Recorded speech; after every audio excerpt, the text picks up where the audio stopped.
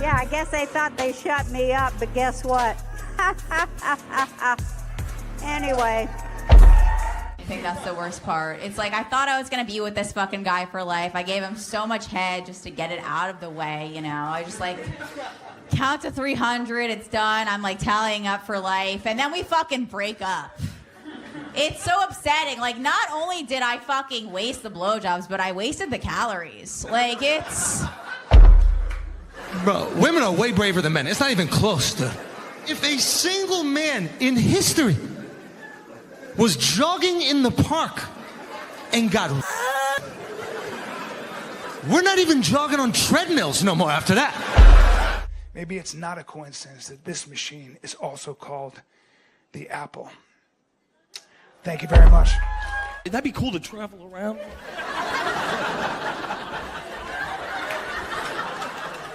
Coil up in a little ball. It's Dunham. Now, when you look at it, it says Dunham, just Dunham. Ham.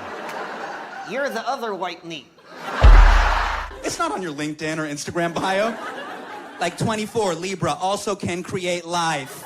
Slay queen, yes. No, that's not on your Insta bio. It's hard to date white women, though. Because, like, you can't really, like...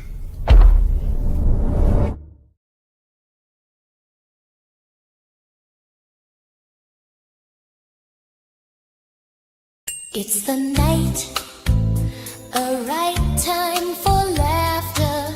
We have the guys to fill the custard, even though one is a jar of mustard. Thank God it's Tuesday. We take a look at comedians, and Charles used to be one. We have a lot to say about comedy. Can you believe Gray is a jar of mustard?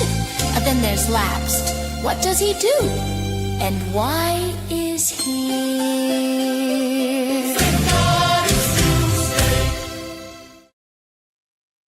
That's right. It's Tuesday. Welcome to TGIT, the show about stand-up comedy and the art of the joke. I'm Gray Poupée, a comedy superfan who cares deeply about punchlines and probably thinks about stand-up more than is healthy. Before we start, just a quick reminder, like, subscribe, enable notifications. Episodes drop every Tuesday, not Monday, not whenever we get around to it, Tuesday. Good. Now we can begin. The man in the box to my right is Charles. That is YouTube at Willis Greedia. Charles charges back into comedy's coliseum, a hardened handler of humor, a practitioner purveyor of punchlines, ready to read the room, refine the rhythm, and rain rapid-fire ridicule on the ridiculous. How's it going, Charles? You maxed out at 8. That's pretty impressive.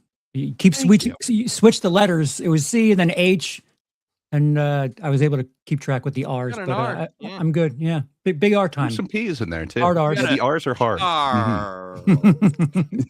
Hi. Well, welcome, Charles. And as always, the third flavor in the suspicious Neapolitan of nonsense is Lapsed. YouTube at the Lapsed Comic Fan.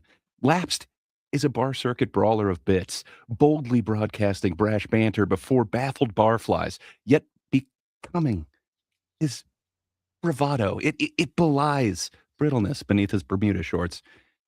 How's it going, Lapsed? My Bermuda shorts and myself, thank you for that amazing intro, sir. 16. Impressive. Yeah. Thank you. But yeah, how's your week going, guys? You take in any comedy this last week? My dog ate my homework again. I've been doing more of a online addiction. Nothing for me this week. I did. I think whenever me and you were playing the other night, Gray, I was watching. I didn't pay attention to any of it, and I feel terrible.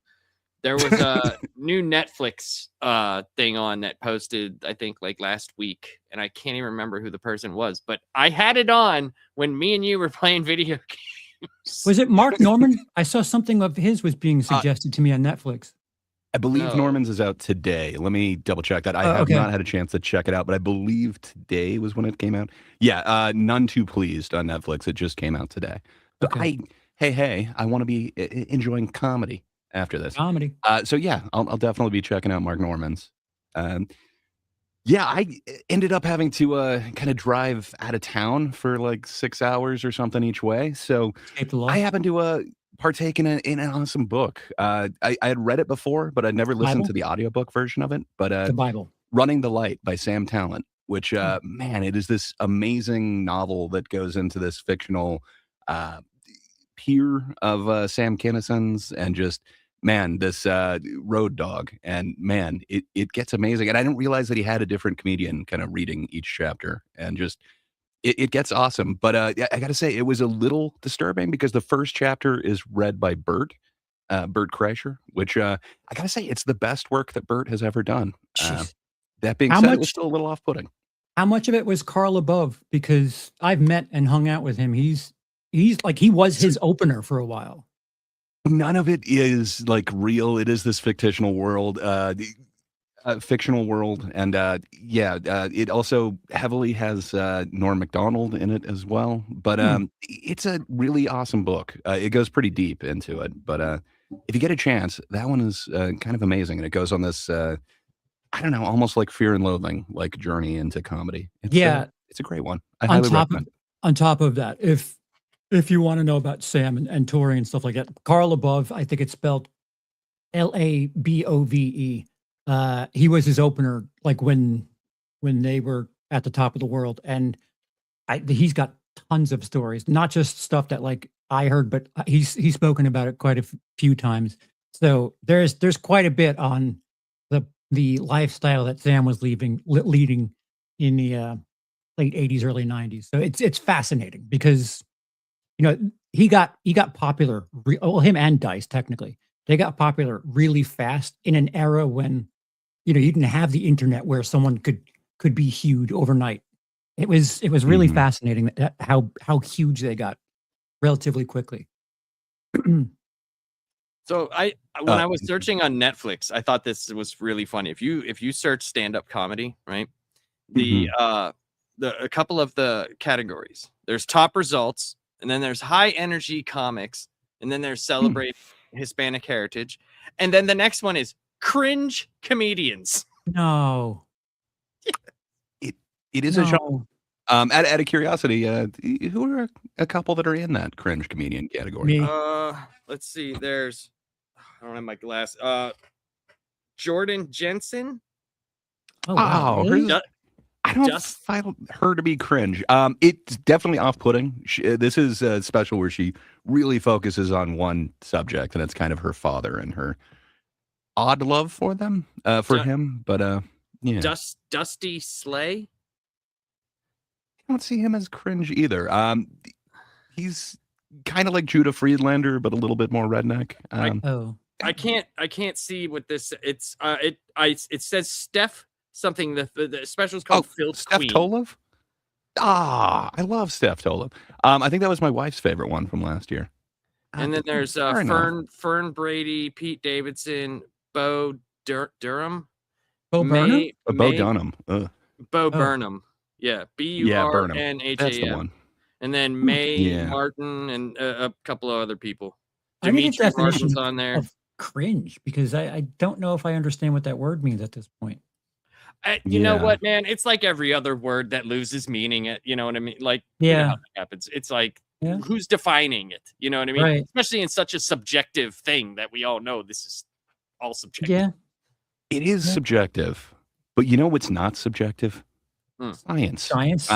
What can I say? Maybe we should get rid of the subjectivity and just leave it up to science to find out your guys' comedy preferences, just to keep everyone honest. I think you found out as well. Apparently, Charles is a doctor when he's not here. Oh yeah, I saw him. He dabbles. One surgical glove, mind you. I lost the other one. He only needs the one. We He's won't like say Michael Jackson. Well, lapsed, sir. Yes, we have some scientific blind rankings where all I'm going to need you to do is just without knowing what's coming next, just rank your favorite comedians, 1 through 5. All right, man. Carrot Top. 4. 4. Okay. Michelle Wolf. 5. 5. Okay. William Montgomery. Oh, These are all Carrot Tops. No. they're all What are you talking gingers. about? He was the first one. No, I know. I'm just talking about the hair color. I'll give him 3. I give you stuff about shit about William Montgomery, but there is some funny. He does some funny things. I've watched a few of his things that you told me to, and I will say, it is very different when he's not doing his crazy yelling man stuff. Yeah, it is very different. I did that too. Very, very different. I agree. I like his the writing. character of William Montgomery, but so do you. You gave him 3, so I appreciate that, sir. No, I thought for sure this would be a 5. This is why we got to leave it up to science. Depending on who is next, I might have even ranked him higher because I actually am turning. I don't like the Kill Tony stuff he does. I just don't like. Maybe I just don't. Maybe it's just not for me. But that's I liked his actual stand up. That's him doing new stuff, though, isn't it? Isn't like him trying topical stuff. It's just like fresh. Yes. It is 100% fresh. Well, speaking of Kill Tony, and who else could be here? Fiona Cawley. All right, 2. Yeah, she's funny. 2. Huh. So that means your favorite comedian is, of course, Kathy Griffin. Oh. I mean, it's not, but yes, for this. For the sake of the science, yes, Kathy Griffin and me go way back. And you can see when she first met me, she was on the left. And then after I talked to her for 2 seconds, she looked like she does on the right. So, you know. What, Andy Dick and drag? Well, that was after the Trump head. That was after the Trump head. She had to go away for a little bit, so she decided to be Andy Dick and drag. Well, thank you, Lapsed. We now have a complete user manual for what makes you giggle. We appreciate that, sir. Show me some Kathy Griffin, and I will be laughing. You giggle. Charles, sir, I'm going to have the same thing for you. I don't even know there's 5 more ginger comedians left. If you could blindly rank without knowing who's coming next, just your favorite comedian, 1 through 5. Louis C.K. Oh, there's a ginger. Yeah. Ooh. Yeah. Is it smart to give a 1 this early? It's up to you. I'm just judging the art, right? Yeah. Yeah, I'm going to give him 1. He's really good at what he does. He really, really good at what he does.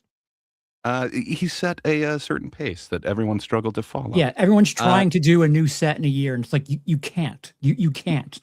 Not everyone can do that. Jim Gaffigan. Hot topic. 4. 4, you say? Wow. Okay. Andrew Santino.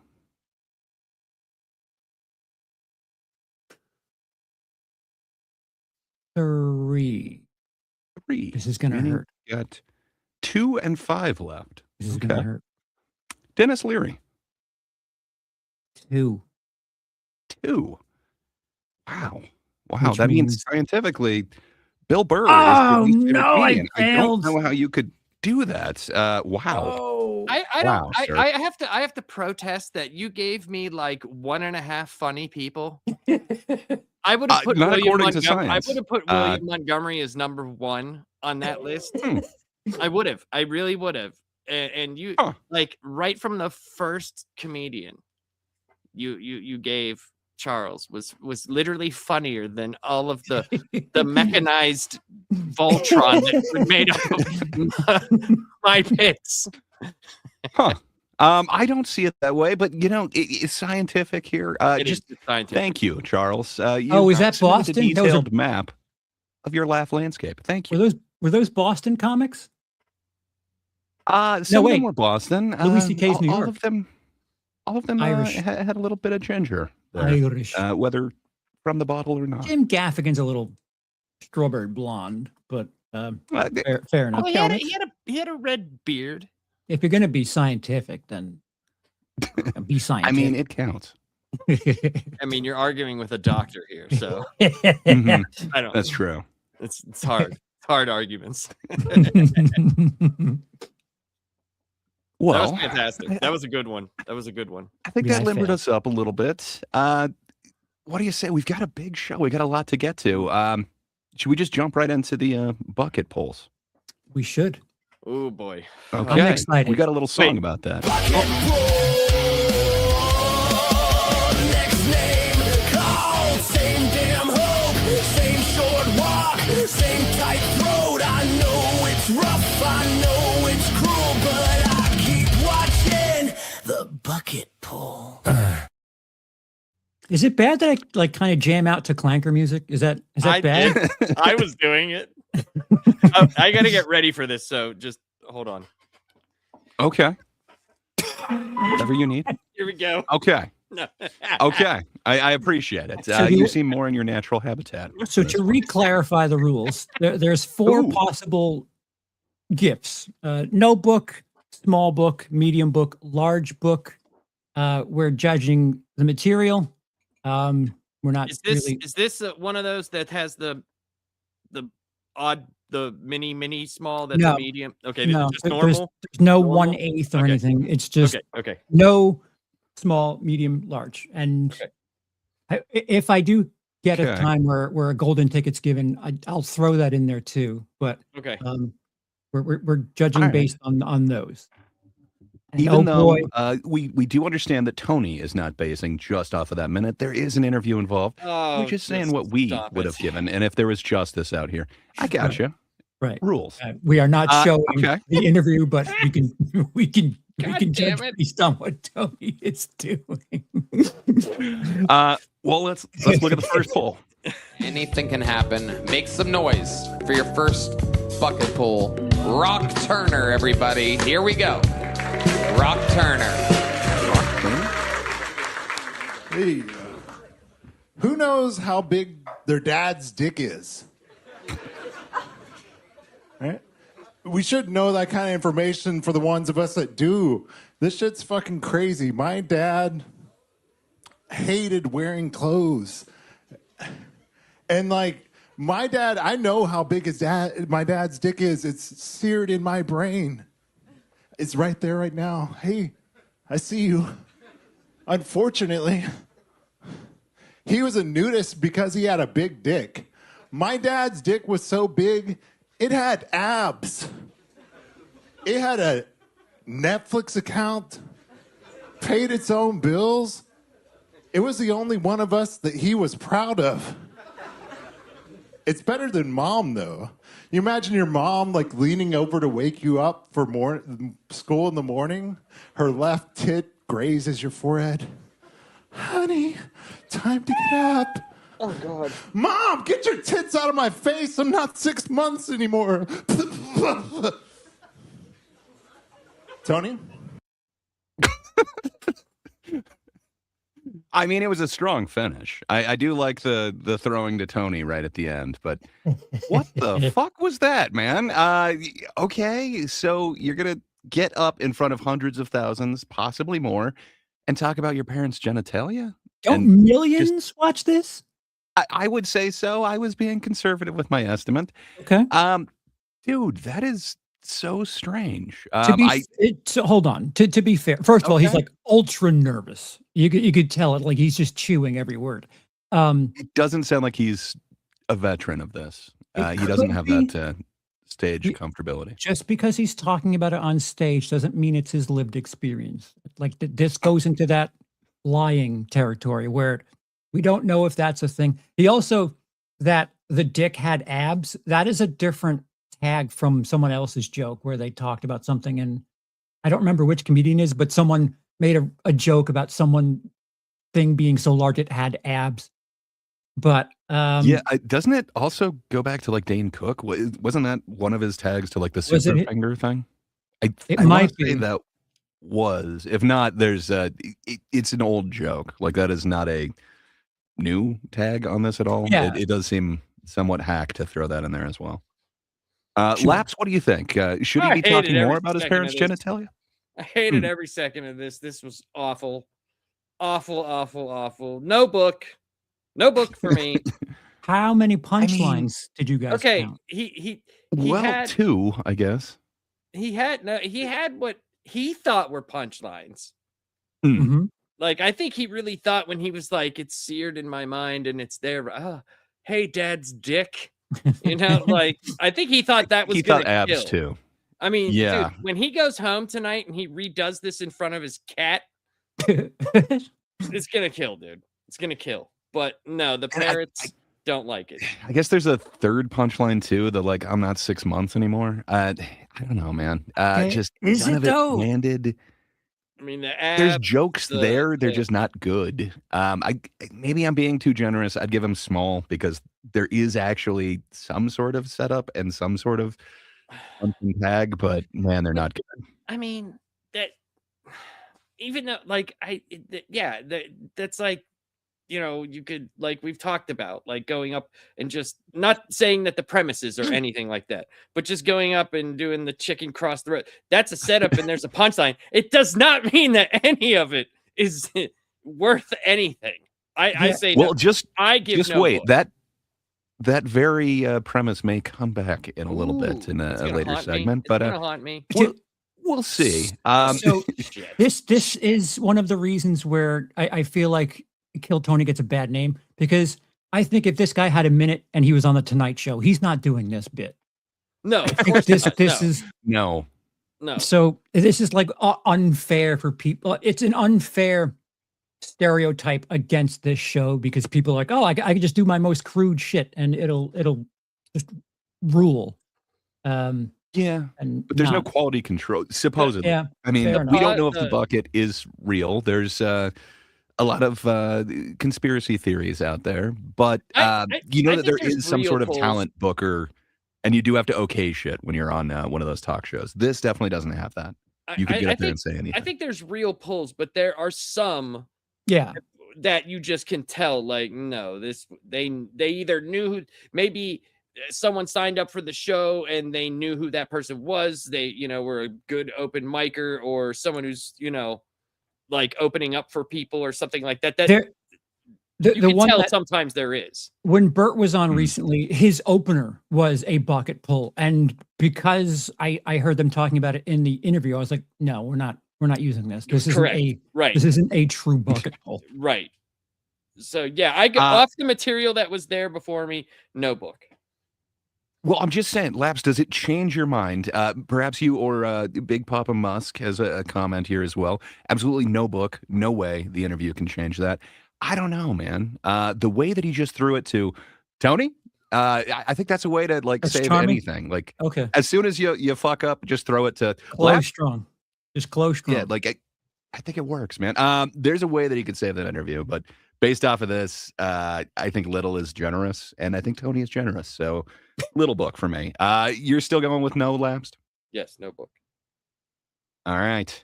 I'm Let's going off see. the material, not what I think Tony's going to give him. I'm just going off of what I would give them. Justin says this show is so fucked, so medium joke book. You see, Justin gets it.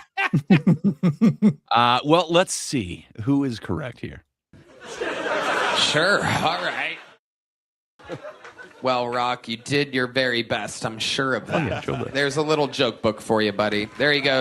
Rock Turner. He makes Okay. I think he again is very generous, but huzzah! You should take that, Lapsed. Well, I mean, what now? You're going off of what you think Tony's going to give him.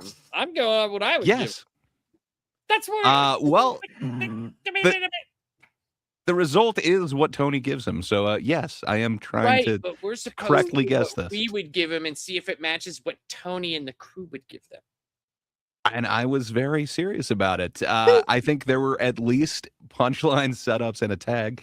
So while none of it's good, it existed. Small I'm for gonna me. use my anti-gray spray right here that I have in my Batman 67 book, and Nice. I'm gonna reverse your decision. Hey, by the rules, Gray. Oh, I am. I'm honoring these rules, and I am right up against the line on this. But let's see. And awesome that Joe List and Steve Renazizi are on this one. Hell yeah. Noise for Mark Fitman, everybody. Mark Fitman.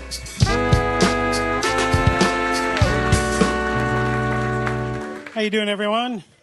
Nice to be here. It's coming up on Oscar season, and I used to be into it a lot more. Last year, I saw the Best Picture, Nora, and the first 20 minutes of that movie is all sex, and after that, I kind of lost the plot and just zipped up and left the theater.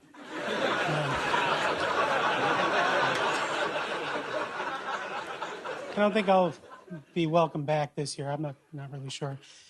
I don't know if it's racist or not, but I programmed my GPS to avoid all Martin Luther King boulevards.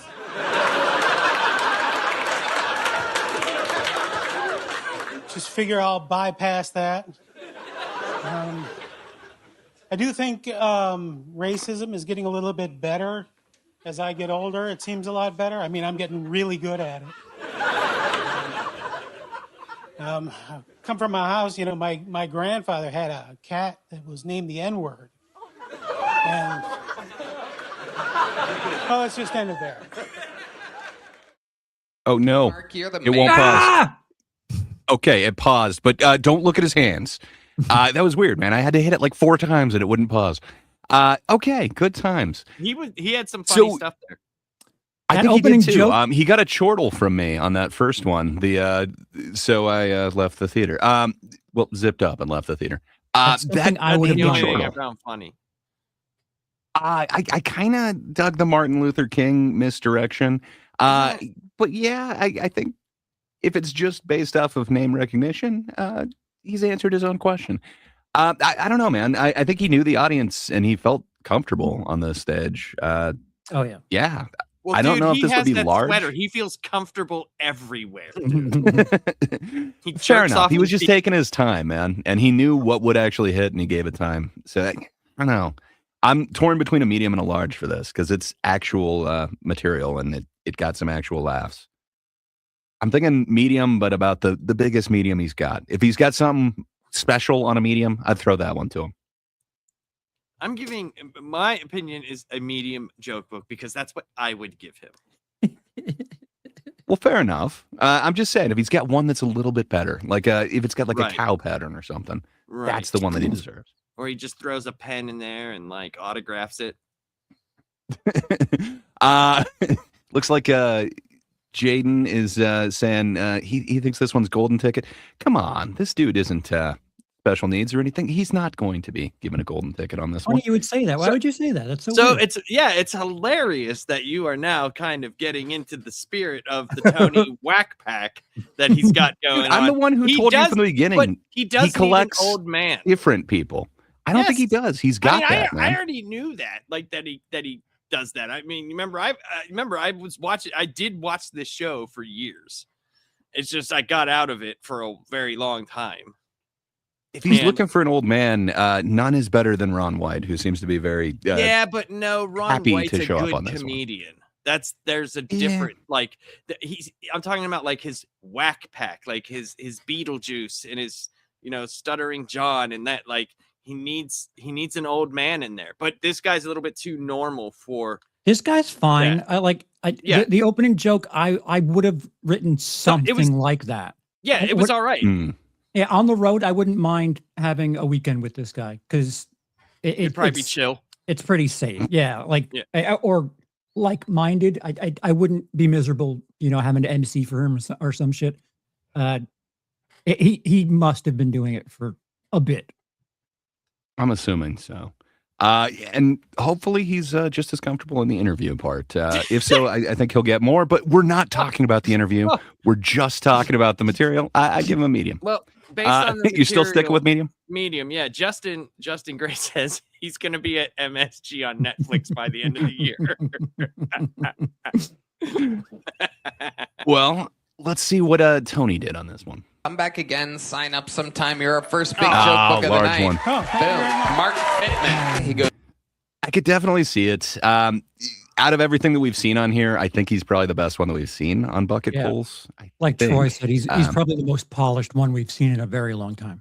Yeah, I think so. Yeah. So out of all of them that we've seen, I think that's the most justified.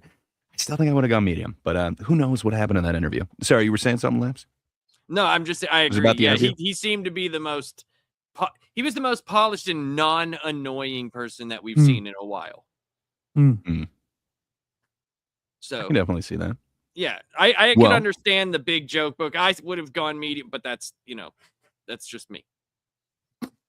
Yeah. Well, surely we can't have two good ones in a row, right? Life's not that good. That's right. Don't call me let's sure. see. This is by the name of Saul Wilson. We're going to meet Saul together. Saul. One more time for Saul Wilson, everybody. How's it going?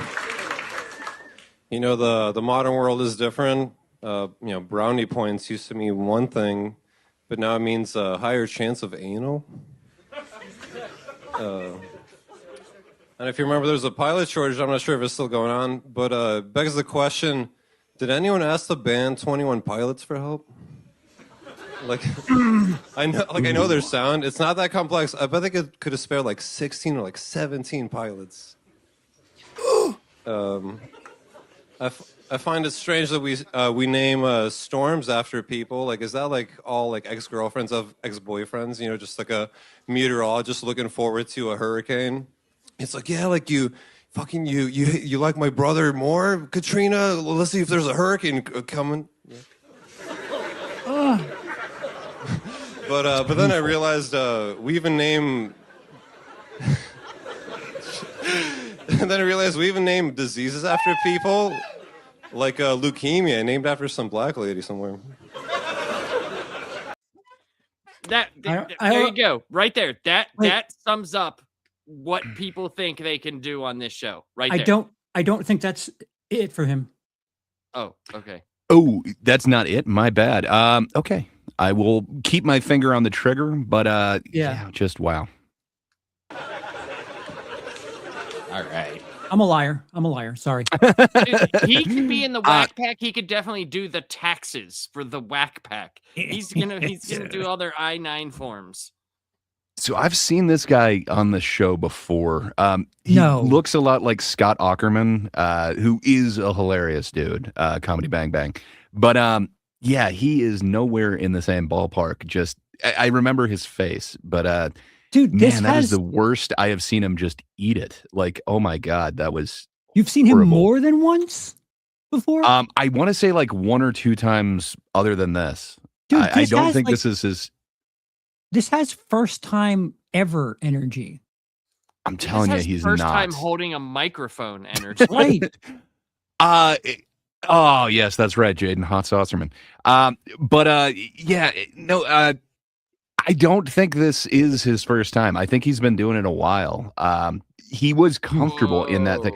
When you talked about that Netflix category of cringe comedy, this is cringe comedy to me. Like, yeah, I'll say. It was painful watching him. Like, I couldn't help but grimace. And there's just, you hear a lot of, I think, Charles, you even have seen this before, and you couldn't help but kind of do that as well. The like, dude, that's cringe comedy. Like, 16, I don't know who would like this. Pilots tag, just. Oh, God, well, he doubled down on it, though. It's like, okay, so when you don't get the laugh from 21 Pilots, you're going to double down and be like, they could spare 17. I don't know, man. It's just so many bad choices here. Yeah, I'm going no book whatsoever. I'm assuming he got one in the past. Just tell him, hell no. Use no it. book for any of the material that I saw. I would give him no book. It's depressing that it's been on more than once. Like this is I'll try it energy. Paying Boo earns on Martin. Justin. I know I've seen him at least once. Maybe it's not multiple times. It just kind of stuck with me where it's it's like Hot Saucerman, but not funny. Yeah. But let's see what Tony thought. Okay, Saul, you're gone. Get out of here. Go. Goodbye, Saul. Thank you so much. There he goes. Like I was saying when Mark Fitmoon was up here, sometimes you get someone a little younger, doesn't quite get the interview process of the show, doesn't have a wealth of life experience to draw from. Wait. So I know that we're not focusing on the interview, but somehow the interview was worse. That's what I got out of what he was just saying there. Yeah. Huh. I'd kind of like to see that interview now. It's awful. I'm just saying. It's awful. Huh. Like Tony's asking him questions for things like just to get a story about him. And he's like, so how long you worked here? Not long enough. How long you been doing this? Not long enough.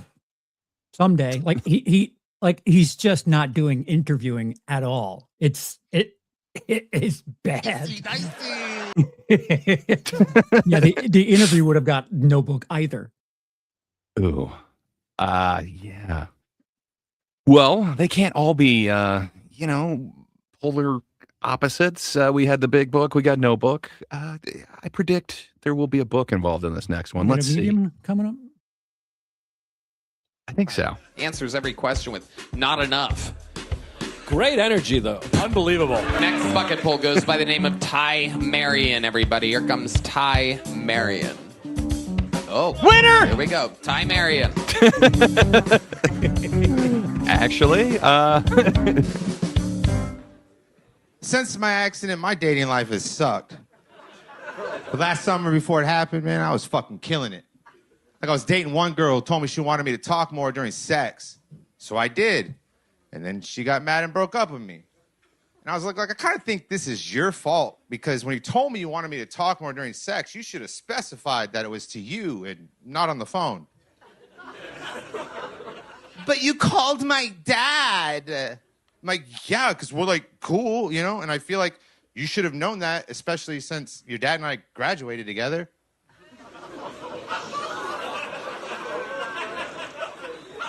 Another girl I dated, she played super hard to get. And when we finally hooked up, it was at a church. She just laid there and kept staring at me real weird. So I had to put coins over her eyes. Luckily, though, she was Asian, so I only had to use pennies. But if you can't tell, I'm a Jew. So when I finished, I had to take them back. Thank you. No, it's doing the same thing again. Dude, this really sucks. Lapsed. I don't know if it's just for me that it's taking like 4 clicks on this to make anything happen. Would you want to take over clicking the thing? Because clearly it's not working for me. A notebook. He must have killed it in that interview, man. That's all I can say. Every one of those was like really hack. I thought there was going to be something interesting. He came out with the walker. Like that seems awesome. I think it seems like that would be very welcomed on this show from his repeat guests. I think I've seen this dude on there before too, but I don't know. He definitely didn't have a walker or anything like that. So I don't know if it's from way back when or if I'm just thinking he looks like somebody else. But so to stick in the theme of March, this feels like shorthand kill Tony hack shit. Everything he did was just like, oh yeah, this will 100%. Yeah. Necrophilia, then he's going to hit the racism, then he's going to hit the Jewish, anti-Jewish thing. There's just nothing but stereotypes. Yeah. I don't know, man. I guess I was hoping for something better from this guy. He should have went with Cucamonga. I mean, again, there were jokes, there were punchlines. I don't think any of them were good. No. So I would have given him a small one. I don't think this is a no book for me, but it's not good. I would want him to improve. So yeah, I'd go small on this. I'm thinking he killed it during the interview because how is that big joke book worthy? It's fucking Kill Tony 101. That's why. He's got a broken leg. Sorry, go ahead.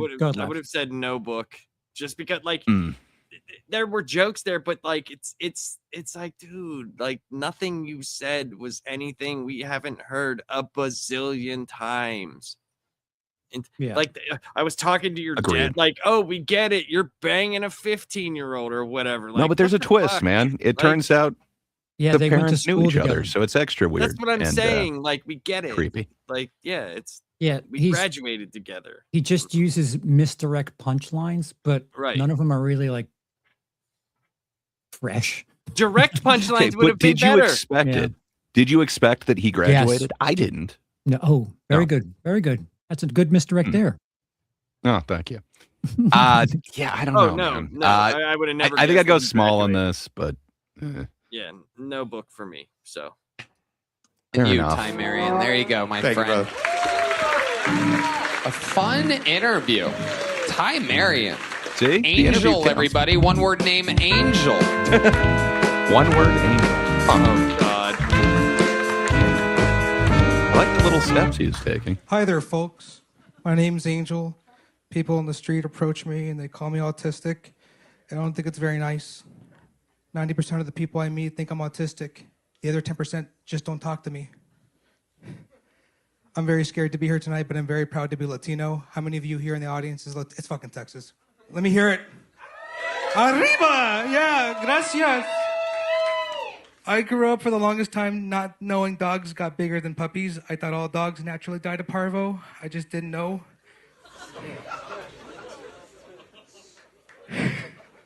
I grew up with the Latino stepdad, and he was great until, occasionally would just drop the N-bomb at Walmart, like out of nowhere. Like, what's going on, I'm like, you can't be saying that in this Walmart specifically. Where'd you fucking learn that word, Dad? He goes, at work. Well, you shouldn't be using it. Unless we're at Home Depot, when we got people behind our back, we got the wetbacks helping us out in case of a race riot, right? Oh, God. I hate this guy. I'm bad at dating, guys. Thank God. Let's fucking... All right. Dead Pause it puppies, though. early. You weren't expecting he was going to talk about parvo. Come on. That's the only one that had any sort of pop at all to me. While I dislike that one, it was not a twist I was anticipating. Everything else seemed very, very hack to me. I didn't like him. It's not very good. Yeah, I mean, he had the maths joke. He's going percentages. Yeah, I don't know. I don't get it. I guess I'm going small book on this. Again, if I'm going the same standard, I see some jokes and there are punchlines. They're just not great. So this definitely ain't medium for me. So I got to go small. I'll say this. At least he had one joke that had a punchline that was at least something. I'm not saying it was good. But it was better than the people that had no book. But if it were me, I would be like, you need to stop. So you need to go home and stop. Dude, when he did the whole the race war and go to Home Depot, it's like, yeah, it's not an established bit. It needs if it's something, it needs time in the oven because it's an idea. It's not a joke yet. yeah, no, yeah. I give it no book. No book. I'm going small on this one, but all right, well, let's find out. I can't see him going nothing on this. The dude's autistic. He's gonna get something out of this. Well, I'm going off of what I would give it. That's what we're supposed to do. So yeah, I am too. I gave my reasons. There were jokes. They weren't good. He gets a book. Gets over with. Angel. Jesus Christ, man. He's in parvo and your stepdad, but the interview was unbelievable. There's a big joke, but go shove it up your ass. Shove it up your ass, Angel. Okay, so he happened to mention the parvo thing, and the dad the race board wasn't great. So, all right, he did mention the interview was amazing, though. Seems a bit unfair. Definitely doesn't seem like a large book thing to me, but I don't know. It didn't seem like a medium book thing. That interview, though, I have no clue. Maybe give him a small book, if not to train him how to write jokes and not tell things that are ideas on stage. But that is open micer, big time. When I like I said, I give the guy no book. I would tell him to quit. Go home. Depending on how long he's been doing it, I don't know. It feels to me like he's been on stage less than 10 times. Probably. Yeah, I have no clue. He was kind of comfortable. He was taking little steps to get out there. I don't know. He looked less nervous than some of the other guys that we saw tonight, but I could not tell you how long he's been doing it. Some people could have some chemical strengtheners. People are different with standing in front of a crowd. Like Lapsed would be fine because he just doesn't give a shit. So crazy. A lack of fear and a lack of experience are kind of different. Yeah. Yeah, because I know whenever I did my first public speaking, like I said, I was super nervous beforehand, right? Mhm. But like knowing it's you're going to be gone there longer than a minute, you know, maybe the minute thing like does fuck with you, because it's like Yeah. you have to, if you're, I can see if you're not making anybody laugh in like that first joke, like sometimes you're in your brain, where do you go from there? Yeah. Do you just continue doing what you're doing, or does it throw you off? You know, there's people that might just totally screw them up and they don't know what to do after that. Because there was a couple of times I said a few things where I was like, ooh, did I say that right in my head? I was like, did I mess up what I was supposed to say? And I didn't want to like look down or look at, you know, like not have the attention of who I was speaking to. So yeah, but that though, like it just sucks. Like we've talked about, that it's a comedy show where it's really not based on the comedy. And that's hard, man. Mhm. That's a hard pill to sell, you know? Mhm. That's Well, rough. You know what is based on comedy? I do. It's our next bit. Hey, Laps, I think you got a little something for this, don't you? Yeah, so we've been going through March Hackness, man. I mean, it's been pretty crazy. And we got all the votes been in, right? Everything's tallied. We are in the Elite 8. As you saw from the intro video, we know who's been eliminated, but now we're going to see what the next matchups are for the next round.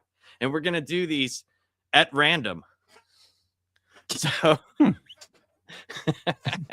let's put our hands together for this next selection. So here we go. We're going to have it pulled from card packs. So I hope you like it. And here we go.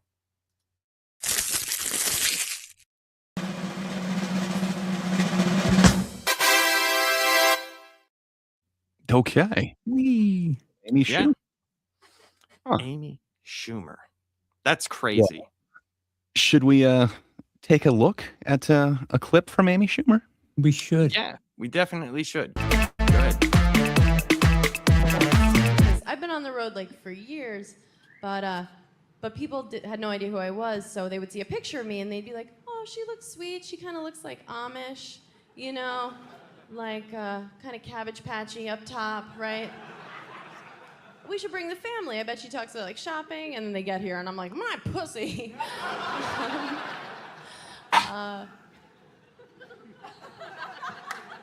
But it's way better now because like a lot of people saw that roast and they just are like, "Oh, she's like a bad person, so that means you guys are dirtbags too," and I appreciate you coming out. You don't understand. You're a bad people.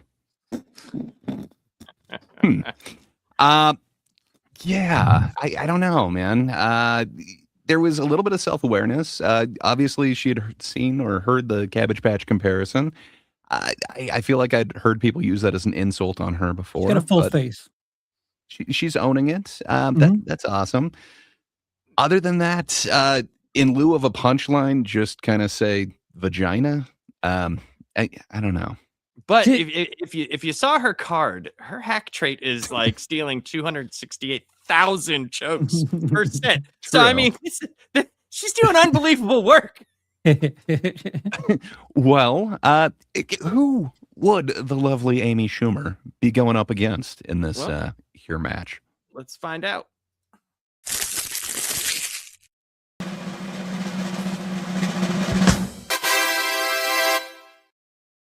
Oh, huh. Whitney Cummings, you say? Huh. Well, I happen to have a clip from Whitney as well. The whole point of doing this was to explore the idea of, can robots replace us, right? And I have a lot of girlfriends who I don't think would find a problem with that. All my girlfriends, they're expected to have full-time jobs and do work at home. Every woman that I know says, "I need a double, I need a clone." Look no further. I would love for her to replace me. I would love for her to get good at stand-up and tour all over the country so I can stay home and drink rosé all day.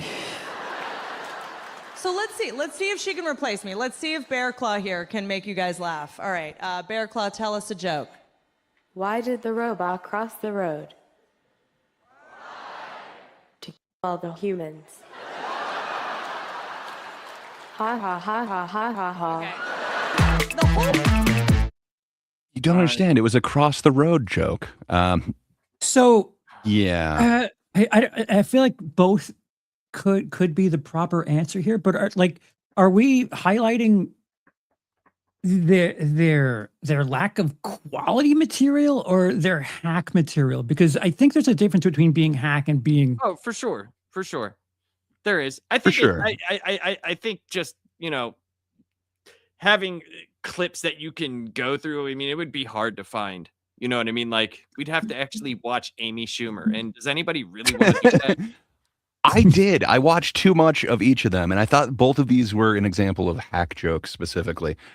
So for Amy, she's not actually giving you like any sort of POV or anything like that. Instead, she's just like, and then I say vagina. Like, I don't know. That to me is just hack. Instead of actually having a joke, your punchline is that you talk about vagina. I don't know, man. To me, that's more of, that's relying on the everyone knows this type of thing instead of any sort of actual joke. And that to me is hack. Then when you get the robot, why did the robot cross the road? Like that to me is hack. And then there was no joke up until then, except for we're going to be replaced. And, I would love to just sit there sipping rosé. That's not exactly a joke. Like there was nothing funny in that 1 minute thing until we get to a hack joke. Well, I don't think this is the hackiest or worst thing that they've done. I think it's a pretty good example of their hackiness. What do you guys think? But Charles, you haven't weighed in. You're the professional. I like that their ages have changed. It's interesting that they've either gotten older or younger in the segment. Yeah, I'm of the mentality that again, I if someone were to call me hack, it's not untrue. I think hack is something that's safe, something that will work and doesn't really it's not really special to any one person. Like if anyone can do that joke, it's not really something that you're doing. I would say that it's hack if anyone can do the same thing and get the same response. Amy Schumer's face is the joke. I guess there's something of a like people really thought she was Amish. Like I don't understand. Nobody thought she was Amish. It's weird. It's a weird. I don't know. Like what is funny about it though? I don't understand why is a Cabbage Patch face also Amish? Is it funny because she talks about her pussy? Like I just don't get it.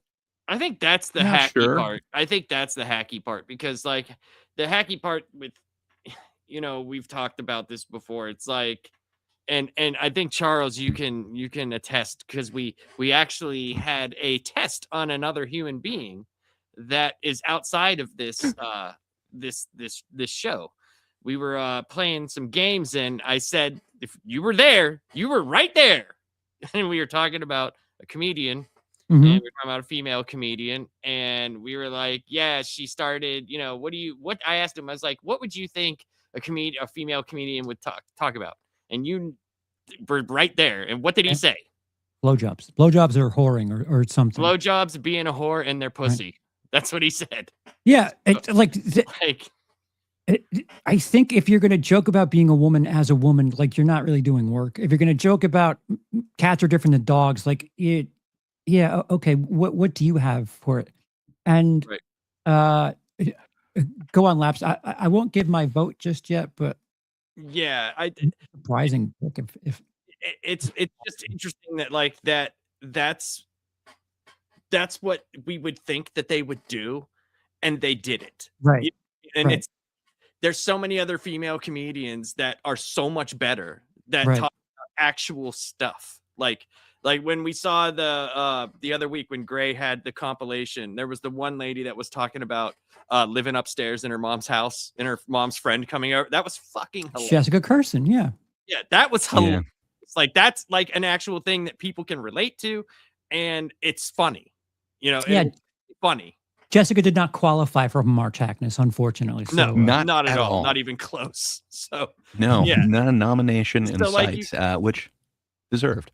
You have stuff like that where it's like you don't always have to go to this, and that's where the safe part comes in, like you were saying.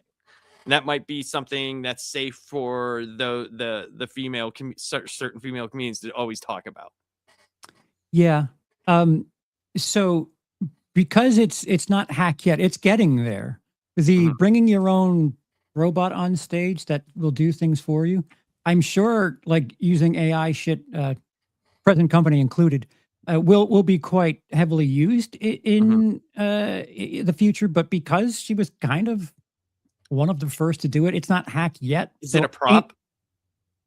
Is Yeah, it just but- another? I mean, is it but just Jeff another Dunham Muppet? used a prop, right? Is it just So- another Muppet, like a virtual Sure, Muppet? sure. But Supposedly, she and- got a real robotics company to make it for her. She's used it in a few things. Must be nice. Still, I see the Dunham comparison. Sorry, Charles, didn't mean to interrupt you. It must be nice.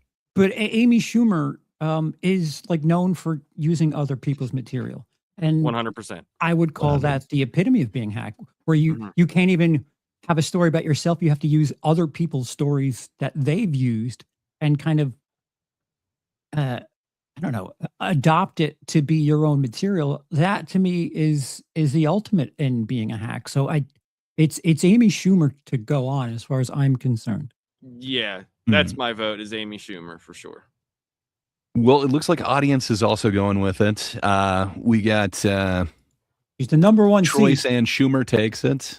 We got Nightmares and Nerdscape saying I agree. Schumer definitely hackier. Also want to point out that Nightmares and Nerdscapes had this amazing pun. If she's Amish, she's still on Dumbspringer. I love it. But yeah, I gotta agree with you guys. I know I like Whitney more than both of you do. I liked what she was able to do with the roast. What was that, CNN, like 2 years ago or whatever? I understand you guys didn't like it that much. To me, I was not expecting it. It was a breath of fresh air. I've seen Whitney be very funny. I have yet to feel that Amy Schumer has lived up to those roast performances where she definitely had other writers working for her. Yeah, I wanted to like Inside Amy Schumer, that show. There's a lot of comedians that I really like that were writing for, like Kurt Metzger and a whole bunch of other ones. But man, it just, when you see the comparison side by side with all these different bits that were stolen from like internet comedians, man, what she did do that is original, it comes off very hack to me. And then a lot of the other stuff that is actually somewhat funny is a lesser version of a stolen joke. I happen to watch the compilation where they're kind of going through, especially like the Patrice bit, where he's kind of going through the different, what would you call those? The different names for sexual positions. Oh, that was straight lifted. That was like literally one of the closest. But not ones. as well. No, Like, it it's was like nowhere kind of done as well by far. No, you're correct. Yeah, and if we're talking about like quality of material, I don't hate Whitney Cummings's material. I just don't like the shit she does on the internet. Like I don't like her as a social media presence. Her stand up is fine. She's kind of a quality act if I can be honest, but it's her internet presence where it's like Her internet presence and like when she's on like the internet podcast show, it's like you don't have to do. You do have quality stuff. Don't do that. Don't be that. Yeah, why were you the first guest on the Hawk Tua podcast? Like, right? You don't need to be on. There. You know why? You got to get in while those 15 minutes are fresh. 14 minutes and 48 seconds at that point. Well, fair enough. It seems like no matter what, Schumer's going through on this one. Number one seed. Congrats, Whitney Cummings. Still, you are not people still have a week to vote. They still have a week to vote. They can change. True. They can change it. So true. Is Comment that after who the you video. voted for, Gray? Was Amy Schumer? Yes. Excuse me. He's just so emotional about I this. choked on my own spit. What can I say? Just Very this, emotional. having to deal with Amy Schumer is making me joke. Yeah, I'm not happy that I had to watch a bunch of her clips, but yeah, I think we've got much to go on. I can see why everyone's putting her through. It looks like Big Papa Musk is also weighing in. Number one seed for sure. So, like, we're all familiar with these people. The clips are more for you guys, just to give you guys an idea, like a quick little taste of who they are, what their style is. Right. But yeah. All right. So Okay. we'll go on to the next poll here, and Yeah. yeah, let's see what we got.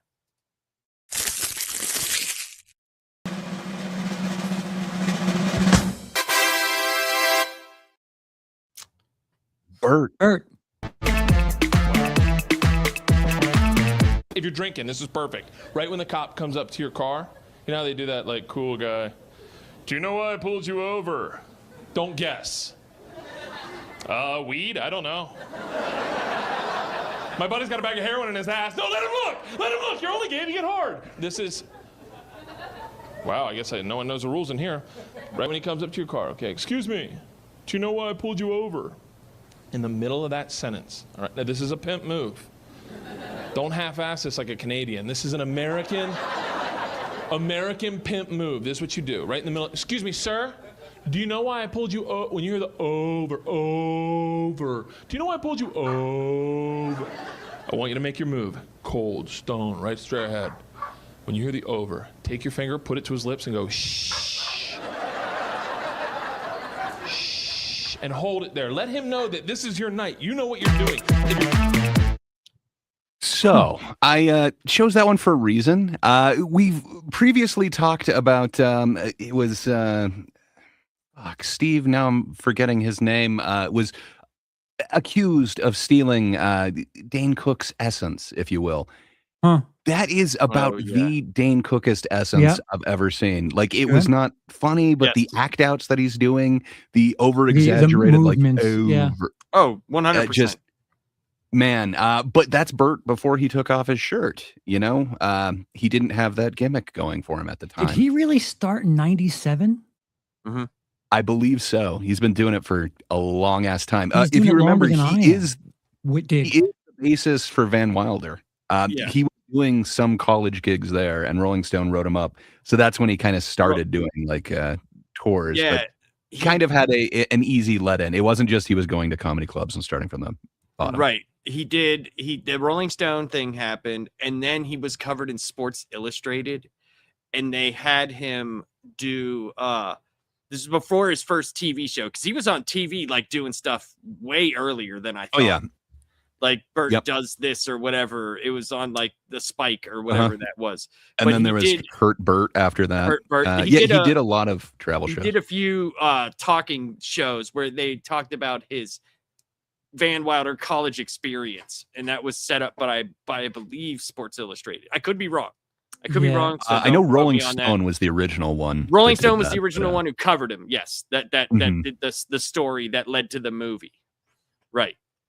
Yeah. So Jesus. All right. But yeah, he's a strong candidate for me. He's very strong. But this is prior to the two things that he's known for now: the one story and popping the top off. So we had neither of them there. Did that seem less hack? No, as a matter of fact, it was like he's always been that. So like he just got his own gimmick that turned it into hack. Yeah, it seems like he was doing Dane Cook light at that point. Yeah. And then he became Bert, right? Mm-hmm. He became Bert, but then the no shirt became the hack, the comfortable thing that he always does all the time. Yeah. And most of the time he ends his shows with the machine story. Mm-hmm. Even if it's like a new thing, like he still ends the show with that. He might come out for an encore and tells the machine story. Listen, man, that's his Freebird. Like, what do you know? 100%. But like we talked about, like, is that, does that in itself That's his Freebird. More like Free Bert. Popping the shirt off. Hi ho! Oh wow! Look at him. He's got both guns. Okay. Well, who is Bert going up against in this lovely bracket we got going? Let's get the next pull here.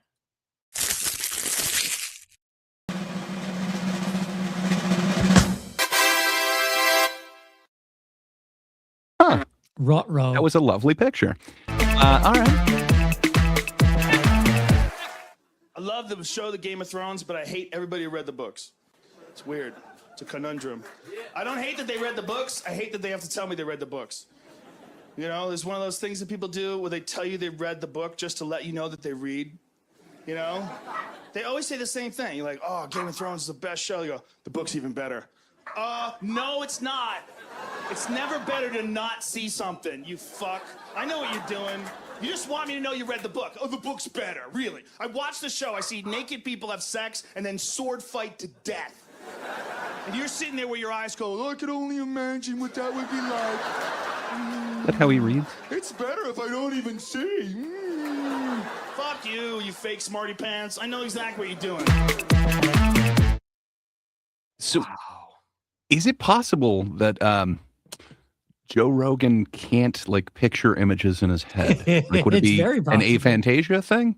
Because the way that he was, you know, kind of thinking demonstrating reading was not staring at the book, but kind of looking off and being like, not seeing it is better. I don't know. Like, I always loved, you know, reading a book. It took me to a different world that I could truly experience and be immersed in. Dude, he's like the stupid man's Confucius, I think. It's so funny how his comedy, right? Like just that, but yet everything on his podcast is I read this. Yeah. You got to do the reading. You have to do the reading. You have to do your research. How many times has he said that? You have to do the research. You got to do the reading.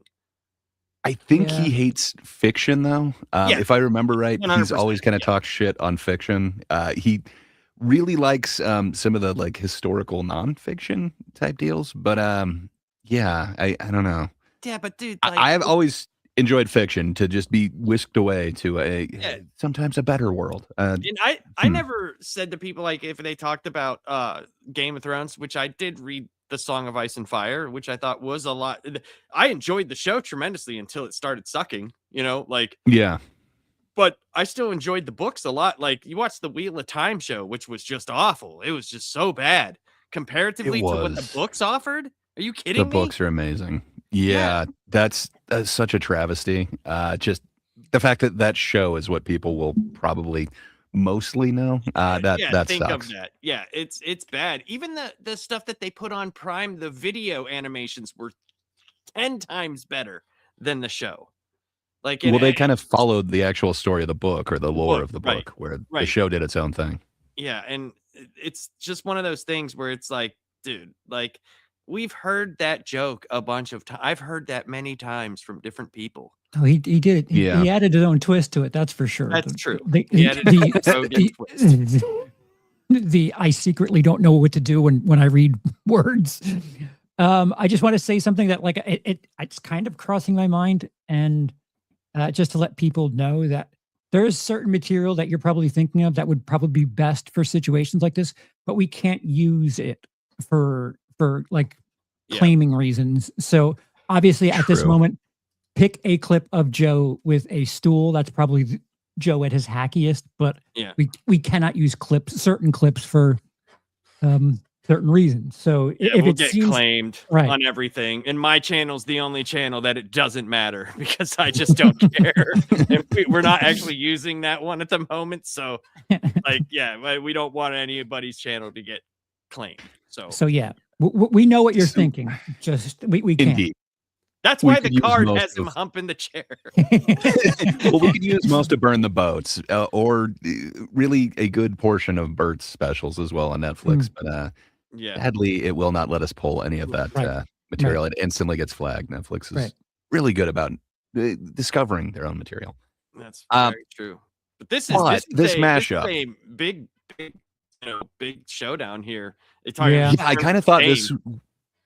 I kind of thought this might be like the finale or whatever, but we're getting right into it. This is, I think, the toughest out of who we have here. This pairing to me, I kind of thought this was going to be in the finals, but randomness. It's here now. Yeah, I don't know, man. I've got feelings both ways on this.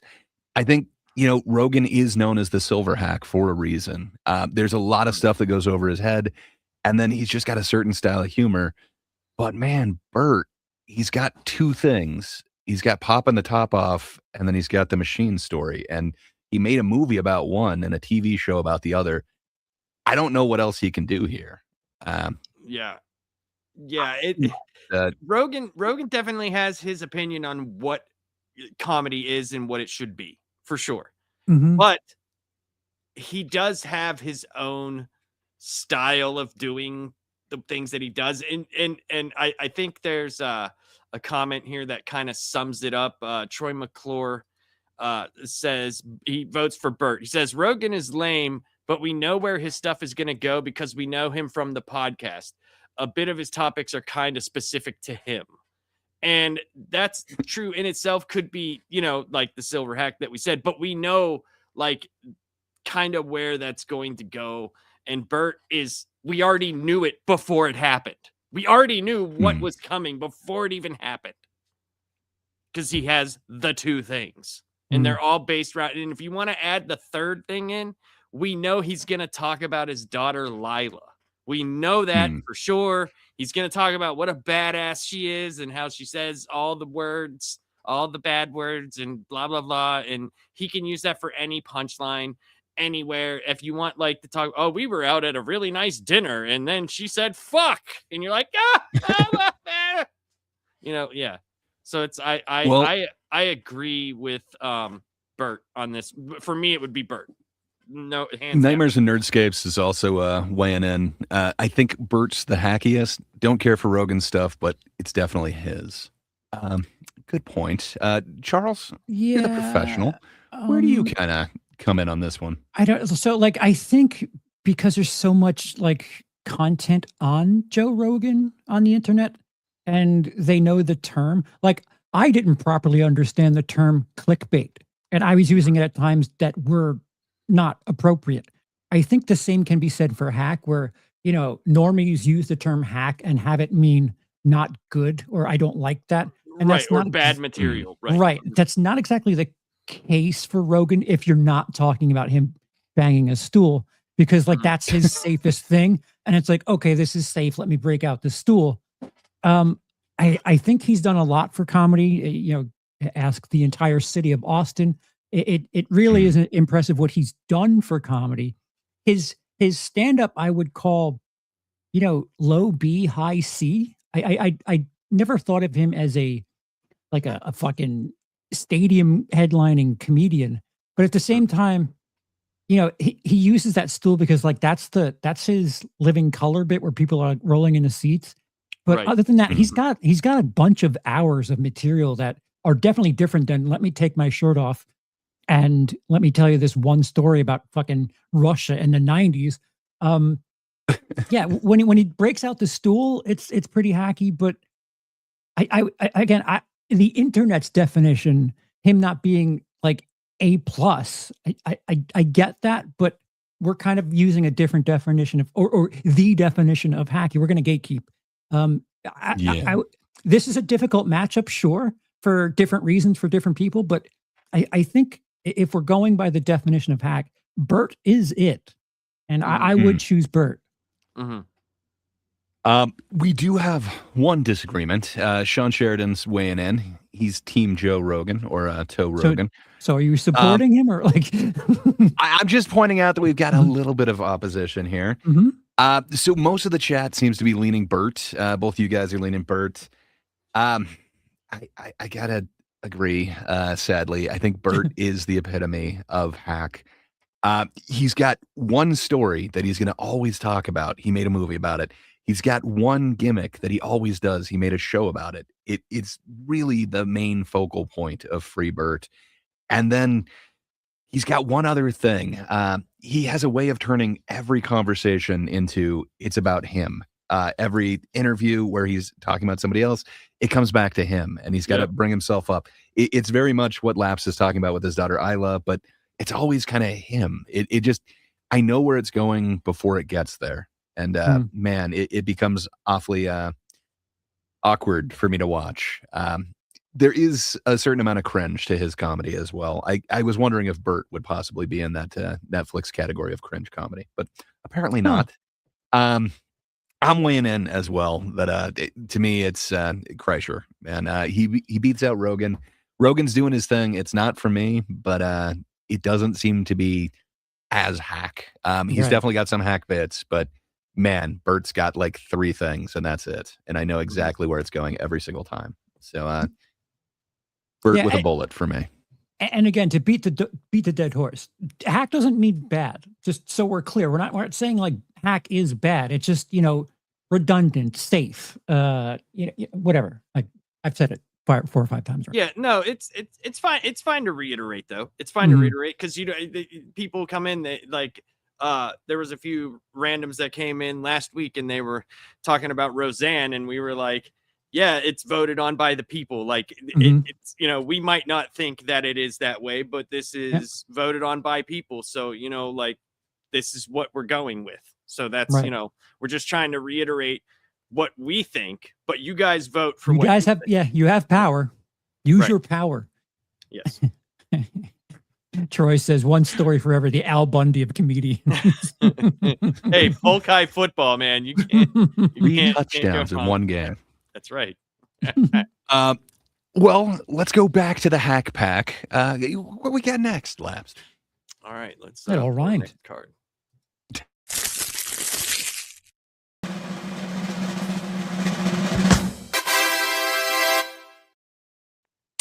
Larry Cable Guy. All right, this was directly from Larry's page. It is actually from his latest special, which just came out around Christmas time last year. New Larry. I did put on a little weight. The government just put me on the no-fry list. It ain't my fault, though. I gained weight because I hurt myself. I couldn't do no exercise for 2 months. I throwed my back out twerking. Yeah, I was outside, a ladybug went down my pants, went in my crack of my ass. I'm trying to get him out of there.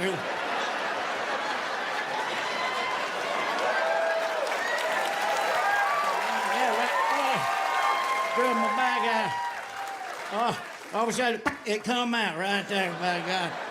It went in a ladybug, it come out a stink bug, by God. That's how it done. I bet you never guessed that that was where he was going to end that joke, the stink bug thing. Come on. What about the no fry list? Yeah, man. He is pretty hacky to me. I've never been a what would you call that? What even is hillbilly that? It's hopeful? extremely, it's gimmicked, but it's catchphrase comedy with a. I don't know. I guess I do like characters, but the fact that there is no other character, just he is this thing, and it's just catchphrase comedy. I don't know, man. It's never worked for me. Maybe I'm wrong. There is an element of physical humor there. The twerking thing is I mean, to go back to Rogan, like doing a thing visually usually is like a shortcut. And the fact that that's new. How do you feel on the act outs? It's not just like one man relying on his material. He had a rather lengthy, at least 20 seconds of twerking act out there. I'm just glad he didn't throw his back out that time. You know, It was close, man. I used to Just close with a being pratfall. a, So being an a non-funny or Jeff Foxworthy has to suck. Yeah. Like Man, I mean, his we bank need to account circle don't back suck. to that. Charles's closer was a pratfall, like Yeah. Chevy Chase version or something. Did you like pretend to go up a ladder and always fall or something? no, so I had a material about going to a supermarket and picking an empty aisle to fart in, and time after time, a kid would be running around in the supermarket, and once they hit that cloud, I would act like a child falling. I'm not proud of it, but they got strong Smell the responses. fart joke. Yeah, buddy. Listen, they performed well, but I'm not here telling you I'm like I For some said, reason, I'm a hack. I wouldn't have guessed that. I'm not above it. Would have. No one is. That's the thing. Like it's not a scarlet letter that's on it. Like it is a Right. tendency. Hack doesn't mean that people aren't going to laugh at it.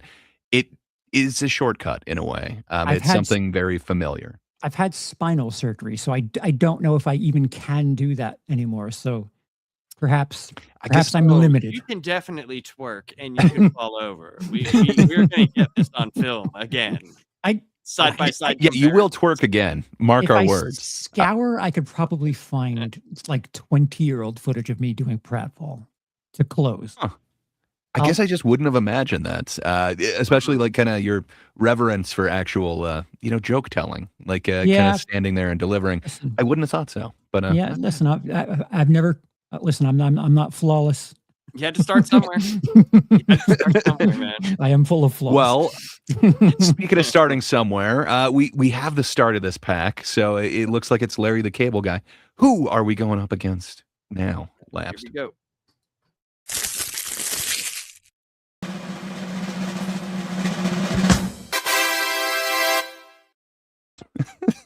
That picture, man. Okay, let's take a look at the top. This is the first prop that I went on stage with. When I was in college, I stole this neighborhood crime watch sign. Yeah. And I always got a laugh. It was on my dorm, and it was like, oh, that's funny. Where'd you get that? And I said, I took it. So I thought, what a great first joke. You know, walk in the comedy club and say, sorry, I'm late. I was in the neighborhood. And everybody, but this is like 90s. It killed because it was a new thing. Neighborhood crime watch. We're going to watch your house. Well, you know, I'm watching your signs. Your house? This took me like 8 months to get unbolted in the middle of breaking in houses. Good luck with your house. This is a pair of shoes that you'll never outgrow. These are great. Oh, that's very cool. They go with everything. I was already out stealing signs, so I say I might as well see my Foot Locker right now. Like, where are those metal things at? This is a classic, man. This is an ice tray with a level so you wouldn't spill the water when you're bringing it back to the freezer. It's kind of a classic. All the young people are now like, what's an ice tray? All right. Is that an age thing? Do young people not understand what ice trays are? I mean, I guess most newer fridges do have their own ice makers, but I don't know. I mean, so those were classic top bits. He brought it back for this one special, so I figured let's grab some of his classic stuff. I don't know, thoughts? I think the weirdest thing that I've ever found out about Carrot Top is the fact that Pantera's drummer, Vinnie Paul, the late Vinnie Paul, was like one of his biggest fans and had a room in his home dedicated to Carrot Top. What? Yes. I mean, they liked a lot of clownish things. Fair enough. They did drink a lot. I think their favorite thing was like the Blacktooth Grin. So Yes. yeah, I could understand when you're drinking that much, you know, the Carrot Top things. Like, look at those. You'll never outgrow those shoes. He's got the neighborhood watch sign. Who's watching the sign? No one. It does Yeah, sound I don't know, man. That's a me joke. That It's just so odd because if you just type in Carrot Top Vinnie Paul, some of the weirdest pictures happen for you. And it's just so weird, man. And actually how I found that out was I was listening to a Chris Jericho podcast that had Vinnie Paul on it, and like Jericho thought it was the fucking weirdest thing. He was like, I have to bring this up. And Jericho, isn't he in Fozzy or whatever? Like the band named after the bear? No, so I don't know. No, For him, it was Fozzy Osbourne. That's what it was originally supposed to be. still, I would assume it's Fozzy, the Waka Waka. So I don't know. It seems weird that he would be so off-put by the Carrot Top fandom, but I don't know. It's not put off. He just thought it was funny. He thought it was funny, like Carrot Top and Vinnie Paul just hanging out in a room that's dedicated to Carrot Top. Yeah, that's mean, a little if there is anyone who is the iconic prop comedian, can you name one that's more iconic than Carrot Top? I think it's just more bizarre that Vinnie Paul, the drummer for Pantera, like the fucking, the guy who wrote our theme song for 5 minutes alone. I'm just saying, icons recognizing icons. Pattern double bass with ghost notes, like yeah, that's what I think of with him. And then he's just there was some groove in yucking there, it up man. with Carrot Top. It's just a very weird, Scott Thompson, weird of tandem. course. It's a weird tandem. That's all. Yeah, it's kind of like finding out that Barack Obama really digs the band Mayhem. Like, wait, what? Like what? I mean, it's hard to disagree with that. That Burzum split really hurt them, man. Whenever he just went out and killed dude. He's a purist. Really, He likes really the old messed up the stuff. band there, guys. Well, I don't know. Where do you weigh in on this? So you've got two kind of gimmicky things. So you got prop on one side, and you've got catchphrase / character on the other. What is hackier? I'm just glad all these are going to be live on pay-per-view. I mean, we're going to make it. Oh yeah. Oh yeah. Mm-hmm. Yeah. But And I do like how our version of Carrot Top is choking a chicken for some reason. I don't know why Larry, the cable guy, has a floating cigar near his mouth, but I need to know where you can get a queen pie cushion. Where does one get a queen pie cushion? Well, right you there. don't want to use the name brand one because then you have to pay. Pie cushion, So, sir. They are the second leading brand. It's true. It's like Pepsi to the Coke. So I don't know. For me, I kind of think there is an icon between the two of them, and that is Carrot Top. Not only did Vinnie Paul and the Abbott brothers seem to enjoy his work, he is kind of the peak of prop comedy, where Larry the Cable Guy, I don't know, man. He's got one catchphrase that I guess the military was quite fond of for a while, but I would not say that he's an icon by any means. And Dude, he does stadium tours though. he does. I think that's because of his proximity to better comedians, not only Ron White, Bill Engvall, but also the aforementioned, you might be a redneck if Foxworthy. I think all of them are. No.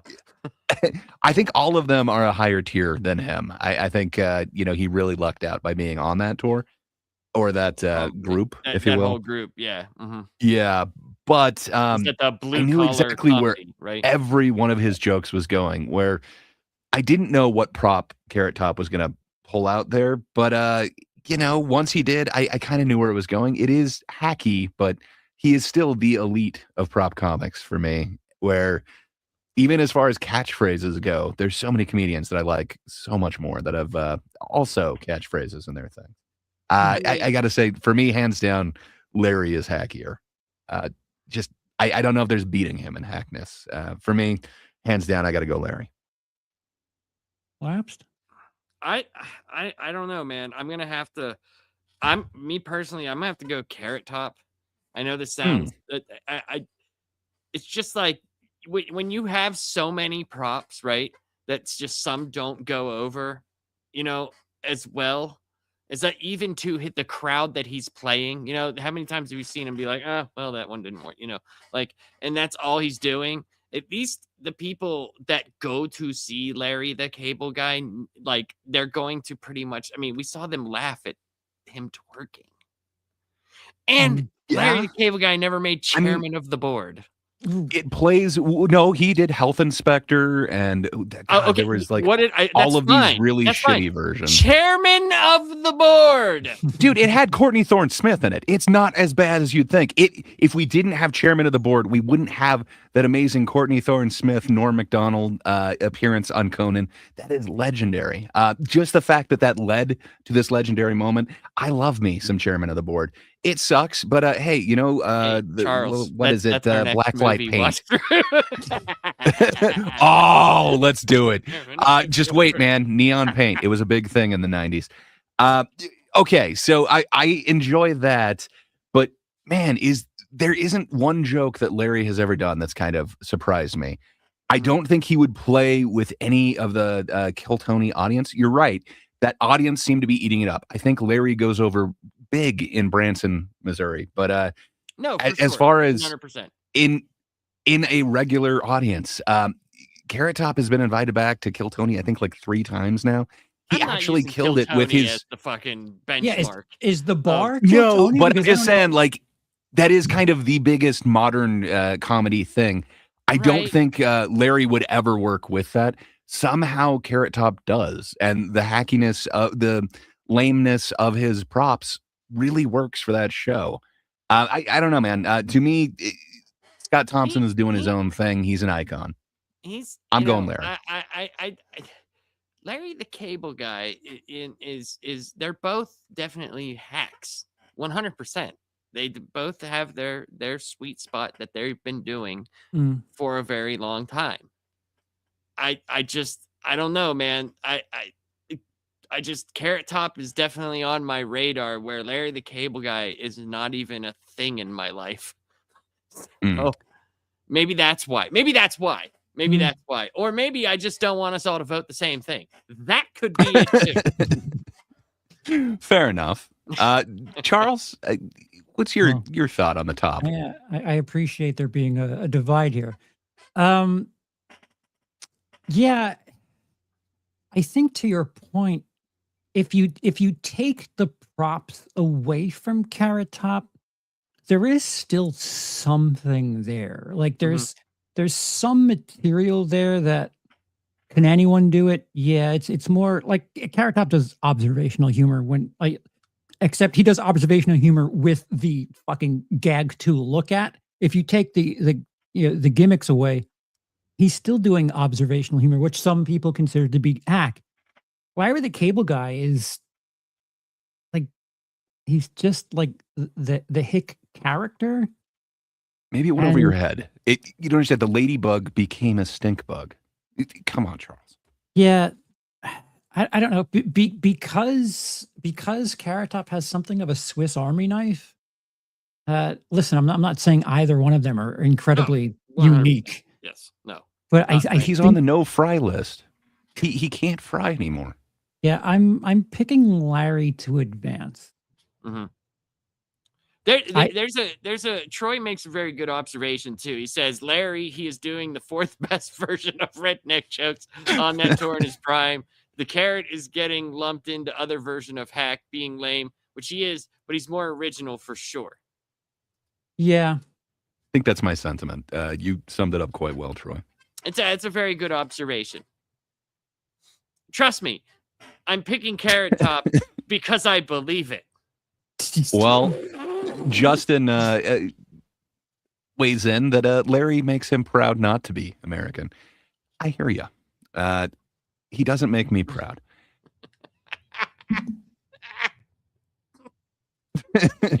And then Troy also weighs in. Larry is not only a fake redneck, he's also a fake cable guy. As a former cable guy, I can confirm that job requires sleeves. Really good point. That often gets glossed over. Everyone says he's doing the fake redneck thing. He's stealing valor from cable guys. How dare Get her he? done. That's just it went into the American lexicon, man. Yeah. It did. He spoke at the White House. Larry the Cable Guy. Yeah, he got big fast. I was on the road when he was still not that big a deal. I remember like at clubs, having to plug future gigs and shit. And I'm like, so the headliner is just Larry the Cable Guy, and he wasn't what he was, but it was fast. It was going. Because he was doing like little rinky-dink clubs that I was performing at. And within like 2 years, he was fucking whatever the hell that blue collar tour shit was. He got big fast. Oh, Nightmares and Nerdscape said 6'7" made it into the American lexicon. Let's not use that. I'm not using it as a grading thing. I'm saying that it's amazing that he's that popular. That's incredible. Well, I'm just saying Carrot Top also made it into there. His name is kind of a punchline, and people understand prop comedy as Carrot Top. But I feel like Carrot Top's kind of like he's like this. He does funny stuff. He's actually funny. He's like Liberace for this generation. He's been like the Vegas resident act for what 30 years at this point. I think his contract went up to 2025. I have not looked into his recent past, if it's still going. There was a stretch in the 2000s. If you visited Vegas, you could go see Carrot Top. It's like a big deal. That's a big deal. Yeah. Yeah. I'm just being contrarian. We can't all vote on the same thing. If I were really voting, it would be Larry the Cable Guy. If I had my way, it would be Jeff Dunham versus Carrot Top right now. But that's very true. Yeah. That would have been sticky. It's just, we can't all say the same thing. So I'm sticking someone's with got to win. Hate me all you want. Believe me, I will be up later tonight crying. Well, I think, unfortunately for Lapsed, it does look like Larry is getting kind of pushed through on this one. We'll see what happens. Well, the viewers can affect it. If there's a monsoon of votes, this could be overturned. It's true. If you need this overturned, please comment after the video, or go to the comment section during the video. Whatever, comment. Not the chat, but the comments. And nobody likes We me. need to- They're just gonna vote against me. That's what they do. They hate me. They're like, "Why is here? Why is here? Why is here? Why that it? is here? Is that all indeed. of them? That's, No, is that no, all? there's. we got. Another- I think there's we got two another- more. So Another matchup. I can imagine who the next one is going to be. Yeah. Let's see. But let's see. It is up to random chance. So, Well, at let's this just see point, who at this the point, Magic randomly, Pack it's, puts it's together. these two people.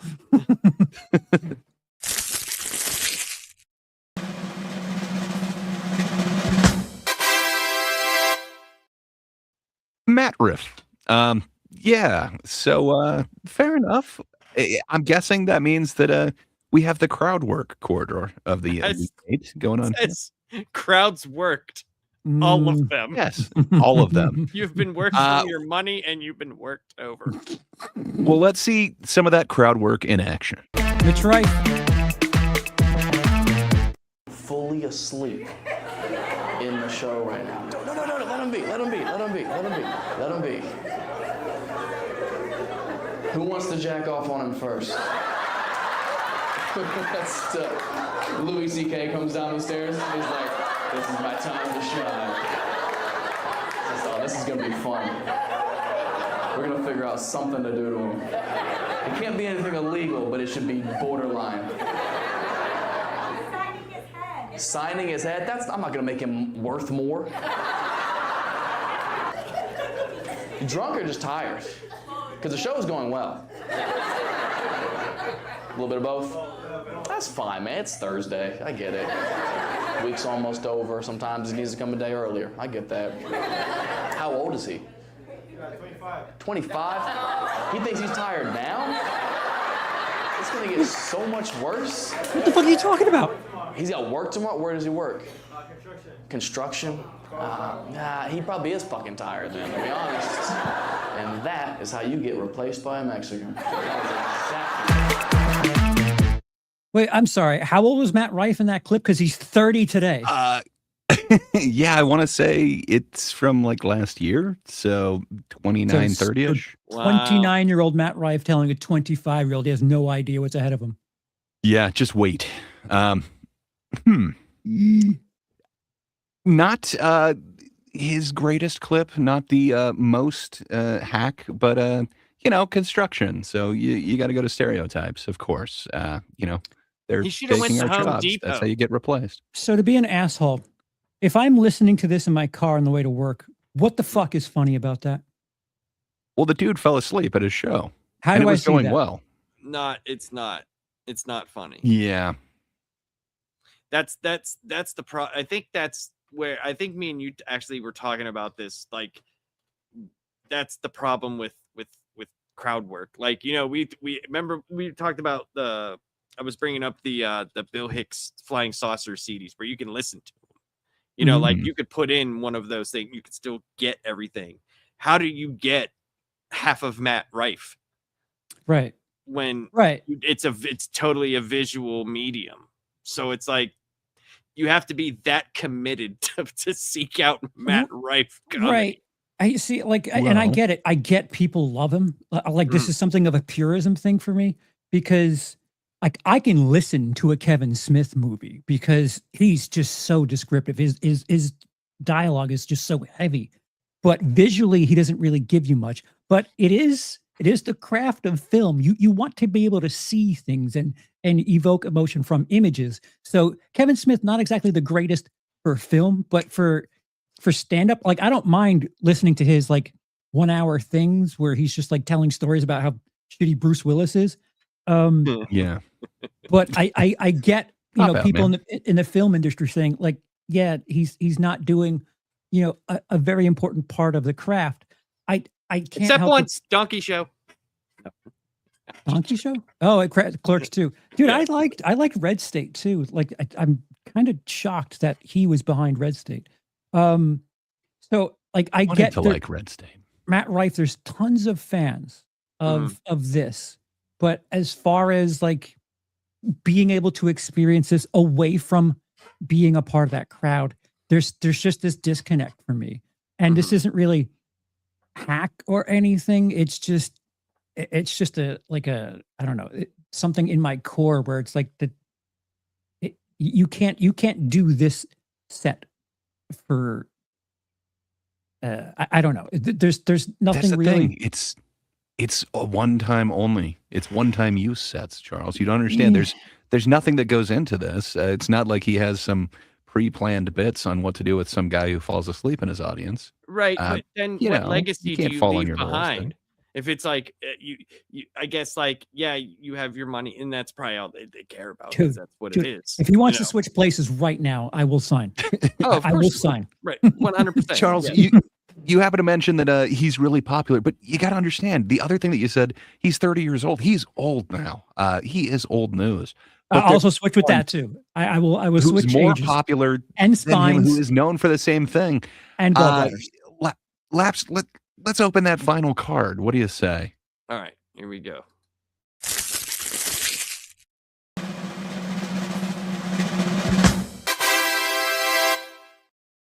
Dun dun dun.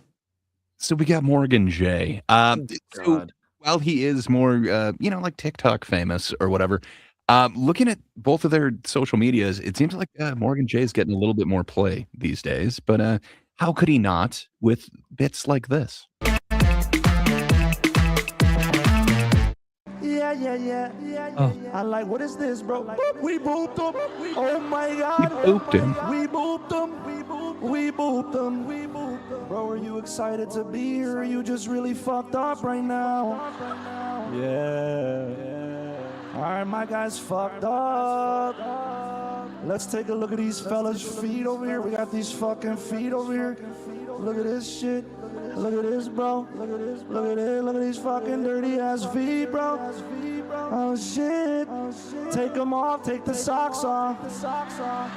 Take the socks off. Take the socks off. Oh, take that sock. Take that off, bro. Take that off. Oh shit. Oh my God. Oh shit. Yeah.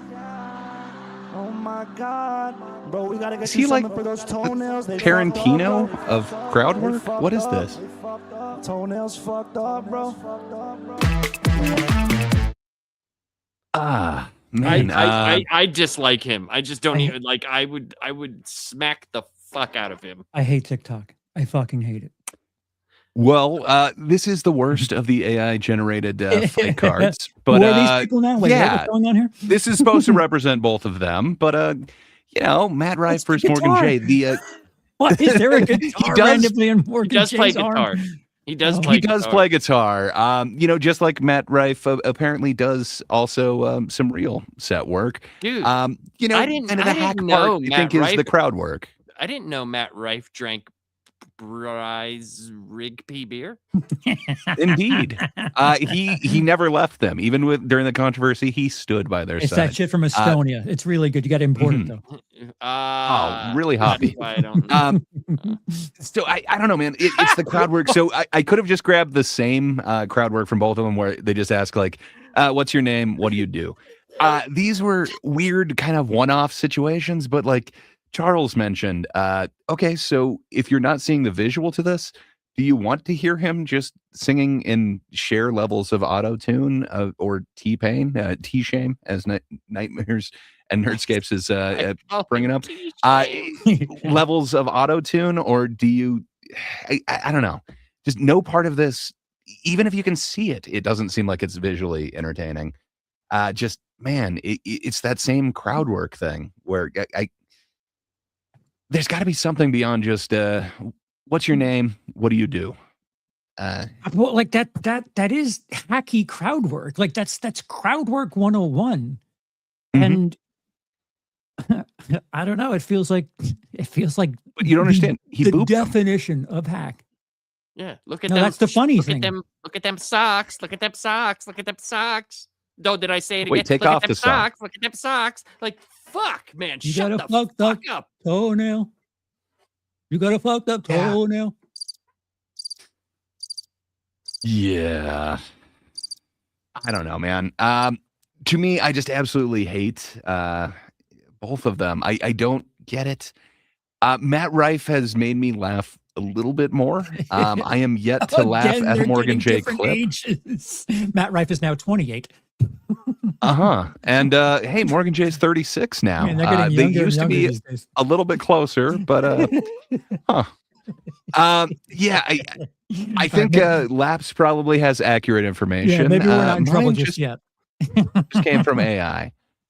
But I just put the information on there from the Wikipedia. So You're hopefully good. that's- Yeah, I think yours is more correct. good, Laps. Mine was generated by AI here, Clearly, so I don't think any of it's correct. This Abercrombie and Fitch model to the left apparently is Matt Rife, and apparently they're 28. And I don't know who the fuck that is on the right. Hassan Piker there to the right is Morgan J.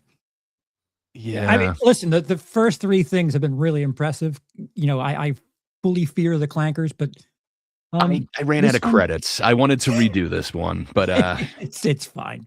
It's fine. Yeah. Why be creative and original about these two? Am I right?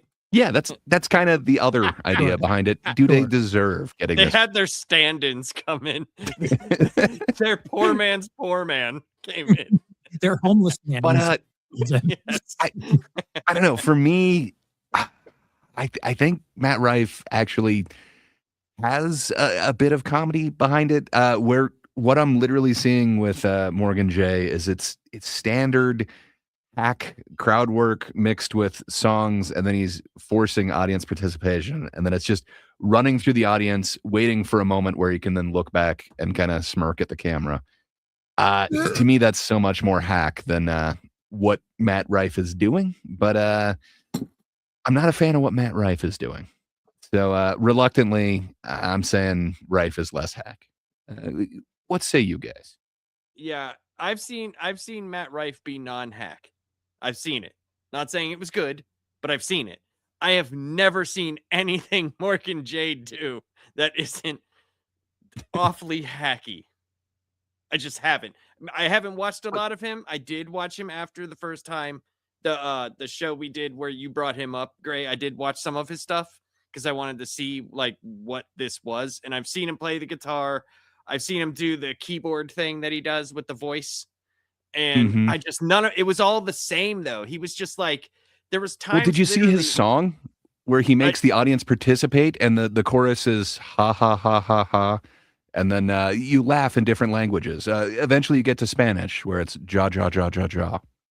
Well, I did see him where he's sitting on stage and he's doing the keyboard thing and he's calling out things that he sees but like he couldn't even see half the audience. So like he didn't even know what he was doing. And it was just it was hack as well as just awful. So he takes it for me. I want to be contrarian just so we have some different answers up here, but I can't. Like this dude he bothers me to a huge degree as well. I believe Morgan. What's your feelings? You like the Morgan J? I believe Morgan J is the number 2 seed in the bracket. Ooh. I agree. I have not seen Matt Rife. I've only seen the Christmas Crowd special and then something else that I reacted to for my patrons. But this really technically doesn't have to do with his stand-up material, but Matt Rife was a guest recently on Kill Tony. And something that I found really endearing about him was he was as a guest on the panel of Kill Tony. You could tell that he was really supportive of people on stage, even when they were fucking bombing. Like you could see like his full body was to the speaker, and definitely like visually, like, you know, cheering them on. And I find that incredibly endearing because everyone knows that the material was awful, and you know he was being supportive there, and we've all been there at one point, and for him to at his level still have the wherewithal to be like that is it's a good dude thing to do. The one episode where he had the blonde hair, he consoled the one guy that like couldn't even, it barely could talk, like get through his thing. So he was actually endearing, put it that way. He had qualities of a person that you don't necessarily get from his. Right. And like that. I would like to throw this out there. So, like chairman of the board, another watch along that we need to do is the Matt Rife, Jamie Kennedy vehicle, Don't Suck, where Matt Rife plays a vampire and Jamie Kennedy is a veteran comedian who they team up to take on the comedy world.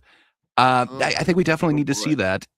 I can't think of anything from Morgan J that we need to watch together. Well, just a thing that if you don't like someone's work, their art, that's fine. It doesn't mean that that human being is bad. Right. I'm not saying that Morgan J is bad.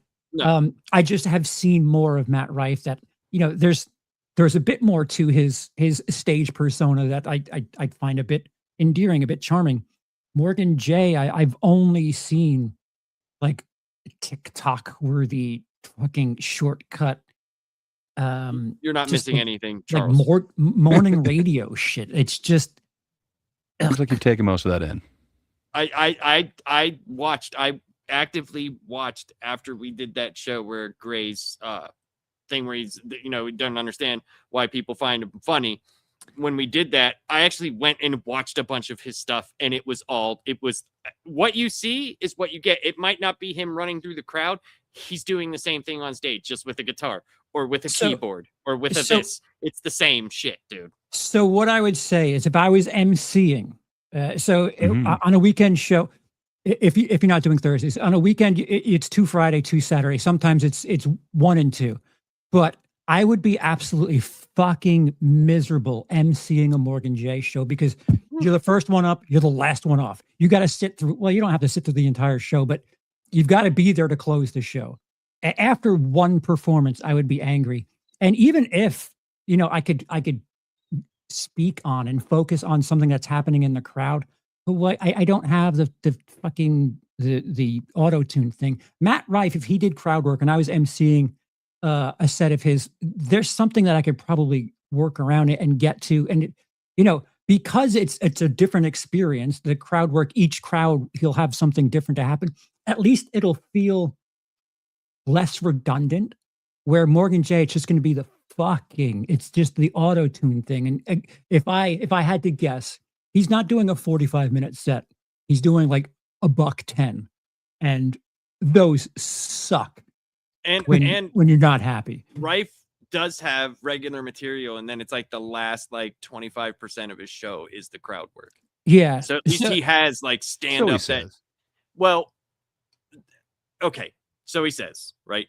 And at least even if it's 50-50, at least there's a portion where he has prepared material where I've just seen nothing but that from this dude. Even him on stage, it's still the same thing. It's just, here's my different instrument. Here's my different vehicle to bring you that particular same shit. Yeah. Yeah. It's Morgan J from me. And it's not particularly close if I could be honest. And I'm kind of ashamed that it's really not close. No. Yeah. I don't get it, but I totally see what is very hack about it. So yeah, I completely concur. Morgan J for me. Yeah. Lapser? Morgan J. Yep. And Whitney, I think I've made all the points that I can make about it. I've looked at this. I went and I was actively seeking because you're the guy that I know who watches more comedy than anybody I know. So I was like, all right, I'm gonna he brought this up and it was real bad and it was intriguingly bad. And then the more I watched, I was like, oh yeah, it's not intriguingly bad. It's just annoyingly bad. And hack. I really wish I was working again, Greg, because I would drag you to just, I don't know, maybe a month of doing road work and just to see how you would put up with it. And if you would still be like, well, to be fair, after seeing these people fucking 3 times a weekend where it's like, oh, fucking shoot me in the face. I'm dying to know if you had to live it, would you be as favorable, as soft on the art? I think I could say this might be the one time, at least with Morgan J, where I wouldn't see a white knight chess piece appear. No, not at all. I think I would be white knighting something of Matt Rife if we were all in agreements there, but man, there is nothing for me to enjoy in this. He can really fill out an audience of people that want to see this. Good for him. Sure, But sure. And again, like make that money. You know, if you want to trade, get my email address. Troy is asking, does Rife actually have a dozen little star tattoos, or is that just AI? Oh, sorry, we hit it at the same time. I do believe that's just AI. I have no clue on his tattoo situation. I think he's got some, but well, AI really screwed this one up. I wish Dude, I had Whitney- more credits. I would have redone it. Well, Whitney Cummings had a rather mannish, hairy arm. For one, hers. yeah, the right one. I think it was like the grit in the picture, but it did look like, I didn't want to say anything, but it did look like a hairy ass Yeah. arm. Yep. So Well, I guess all should we? the matchups, so we could show the bracket that we Indeed. made while doing the show. Okay. So random. It's incredible how randomly it worked out to be that. Yeah. Wow. Fate, man. I love those packs. So we had Amy versus Whitney, and it looks like Amy came out quite on top in that For one. now. Then we had Bert versus Rogan, and Bert Kreischer seems to be taking the pack in that in the one lead as so well. far. Yeah. So far, again, your votes in the comment section could change this. And then in the lower quadrant of the Elite Eight, we have Larry the Cable Guy versus Carrot Top, and Larry took a unanimous lead, I believe. Sorry, Laps went with Top. My bad. Is Larry like the Cinderella for this so far? Because I didn't anticipate him going through. I just thought we would say he's a bad comedian, but I mean, who he's as- been paired up against, there's a He's lot of getting- hack going on there. he's getting some dream matchups here. He's going pretty far for an 11 seed. That's I what I was agree. going to say. I think he might be the Cinderella, but Bert and Morgan J to me, I don't know how that is not the finals. But Amy Well, we'll Schumer, have to see. Listen, Amy Um, Schumer, there is a lot of hack hatred to Amy Schumer too. Mhm. So Well, we'll have to see what matchups the Magic Packs give us next week. But and then the final one, we had Morgan J having a unanimous victory over Matt Rife, surprisingly. But don't worry, Matt Rife will make another appearance when we finally watch Don't Suck together. It'll be great. We got to do that eventually. well, you never know, dude. What if the people vote for Matt Rife? You know, I mean, Indeed. that's It is 7 in days, hands man. now. You know, I mean, we'll see. I don't see it happening, but we'll see. It seemed like everybody that we have here hated Morgan J. So He's the number 2 seed. He's That's- second only to Amy Schumer, who's got like generational hatred on the internet. So yeah. Morgan J is very popular with their audience, but I don't know that they're the average comedy fan or even a fan of comedy in general. that is a brilliant way to put it, because fans of comedy won't appreciate hack material. And normies, well, let's go see the guy who does the auto tune. That's not stand up. Go fuck yourself. Never come to any of my shows. Nightmares and Nerdscapes points out again, talking about the lexicon. Morgan J is probably popular with the 6'7" crowd, they would imagine. I think you're probably right on that one. Charles, I didn't happen to check your version of the stream. Did you have a poll up this week? I did. So today's poll on my channel was, who do you think was robbed with their matchup in the Sweet 16 round? 0% of the vote went to Brian Callen. So they felt like he should have gone against Joe Rogan and should have gotten beaten soundly. Mm-hmm. Even with the Apple one, like we even got some of the closer. Wait. In memoriam clip. Was it Brian Callen versus Joe Rogan? I might have my matchups wrong. Was it Callen versus Bert? No, Now I'm forgetting. No, it was Brian Segura. Callen versus Bert Kreischer. Okay, Yeah. so up next Andrew Schultz with 17%. It was Andrew Schultz versus Joe Joe Rogan. Rogan. Yeah.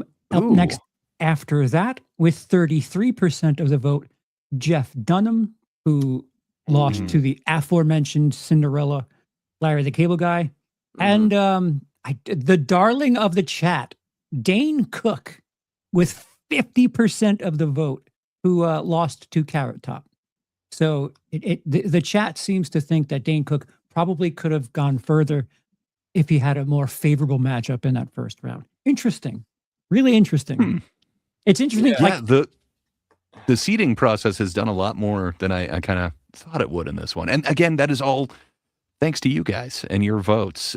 You directly determine the seeding in this. So we do appreciate that. I think that the one thing that I've learned based on like chat is Dane Cook and Natalie Cuomo are considered to be hack. That I don't know if I would call Natalie Cuomo hack yet. I think it's interesting. Call Dane Cook. Right. Dane Cook. Again, it's that internet definition of hack not really being what we understand it to mean. I think it's just this universal catch-all, like, oh, you that sucked, you're hack, or that's cringe, bro, that's hack. I don't know if you're using the word the way we would or the way we understand it, but yeah, it's interesting to see some of the suggestions. And like, even, I mean, I guess Roseanne Barr was like, I guess Roseanne Barr recently counts, but yeah, I don't know if I would call her hack. No, I think some people might be going off the kind of performance that we last saw on that Phil Tony special. That, and there was like a few other things that she did, like when she did her tweets, and then she did that live on Twitter that was like 45 minutes that just she abolished literally like right after it was done. But you know, it's the internet. It was, people got it, and it was just awful. And I don't know if I would call that hack. I just might call that like she shouldn't have said that shit. Yeah. Yeah, there's a different, like, I think people are saying things that they don't know what the word means. And I think that's just. Yeah.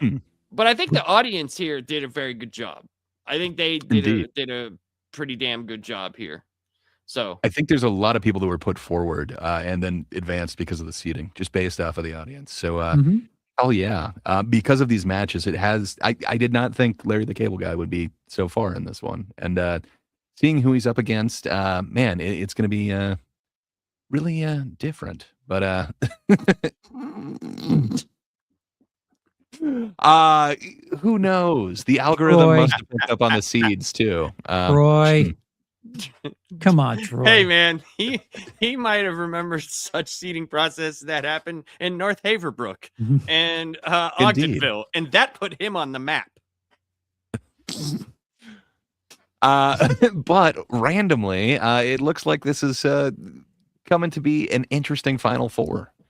I'm definitely, I don't know who's going to win it at this point. I have a couple of favorites, but I got to be honest, I had somebody who I thought was going to go a lot further who is no longer in the race. So I'm excited to see where we're going to go, but you need to tell us, where did we mess up? Who should be in there?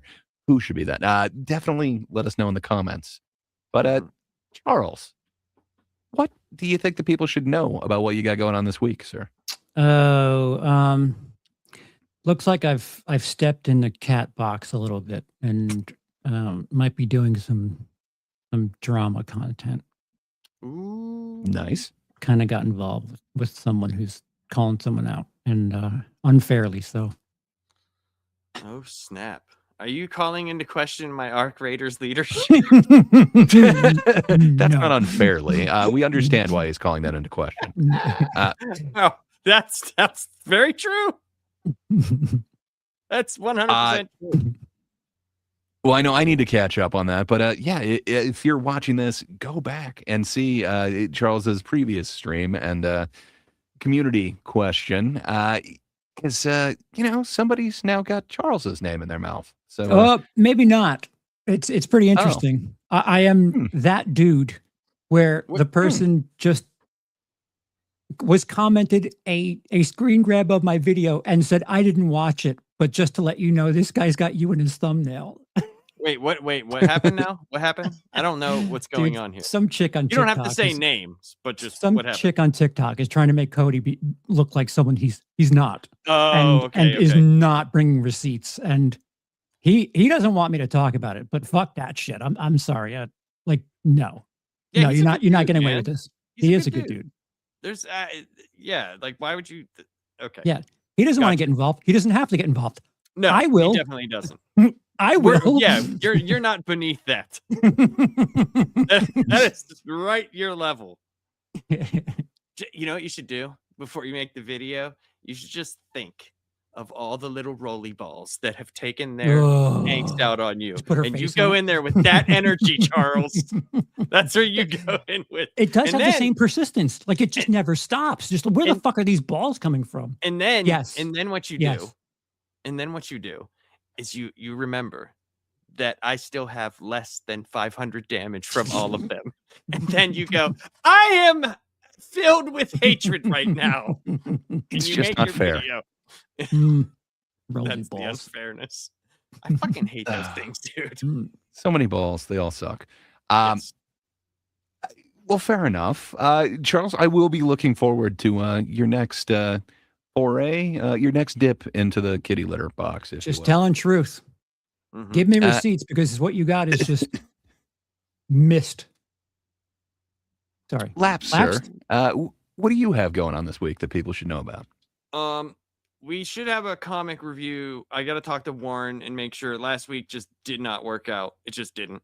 And then Friday for last panel, we are going to be doing the top 10 panelist Eddie Murphy films. So that's going to be a lot of fun. Yeah. I think Charles is going to have a big hand in that one. And then, well, because it was your Oh, idea. Oh, right. Eddie Murphy on Friday. See, I'm sorry. We're doing No. Eddie Murphy top 10 on Friday. Yeah. I just watched Harlem Nights. Nice. Really? So- That's on my list. So I got to see that. And shit, there's like 3 of them right around that time that I need to. We're look at. moving. It's been a So fun wait. week going back and looking at Eddie Murphy films. Last week was supposed to be Jackie Chan. We're moving that to not this Friday, but the Friday after. So that's will be the Jackie Chan night. So that's what we got going on. It'll be a lot of fun. They always are because Gray's gonna pull some like Eddie Murphy stood at a water cooler while they were filming some movie, and it was the greatest pouring of water scene that ever So happened. in this one movie, Charlie Murphy gets the credit, but it's actually Eddie. It's great. Yeah, no, I'm really looking forward to it. No, it's gonna be a lot of fun. I can't wait. And man, I've been reacquainting myself with a lot of Eddie Murphy films, and actually watching some that I'd never seen before. My wife was really upset that I'd never seen Shrek or Shrek 2. So No, I have Justin, not watched those. I can tell you we are doing Jackie Chan. The room's already made. It'll be on the 27th. On the 27th will be Jackie Chan. Yeah, we will definitely be going over those, and I need to catch up on a few more of those because I don't know that I got the best of Jackie Chan yet. So I'm happy it's one more week. Justin says Jackie Chan was in Enter the Dragon for 10 seconds. So number one, he was also in Fist of Fury. He was the actual stunt man for a few Bruce Lee movies. You're going to see, Matt, like, you're going to see like my comic book nerddom come out during the Jackie Chan stuff because like I was the same place I was getting a lot of my anime from. They had in there, you could get movies that they were all typeset with Windows Movie Maker. It was like subtitles before subtitles, right? And I actually knew Rumble in the Bronx. That was a big American thing. I knew it as Red Foreigners District, and I had seen it like 4 years earlier. So when it came out, That I was like, makes wait a minute. More Like, sense than calling it the Bronx, but yeah, fair enough. I was like, wait a minute, is this the? And then Operation Condor, and I was like, wait a minute, this is Armor of the Gods. And then First Strike was freaking, the Police Story 4. Same with Super Cop, that was Police Story 3. So like, I have a very weird relationship with those movies and how I saw them to how they came out in America. So it's gonna be a lot of fun. I think that's gonna be a great I'm excited episode. for that one because I have way more of a surface level knowledge. So you're going to be enlightening me, and you're going to be doing the long goodbye type calls, I'm assuming. But this week I'm really looking forward to everything that Charles has in store for this Eddie Murphy one. Everyone loves the Eddie Murphy movies, so can't wait for that. Lap, sir. You want to hit that button? I sure do. He used to love comics, now he just complains. Gray poo pays in the corner.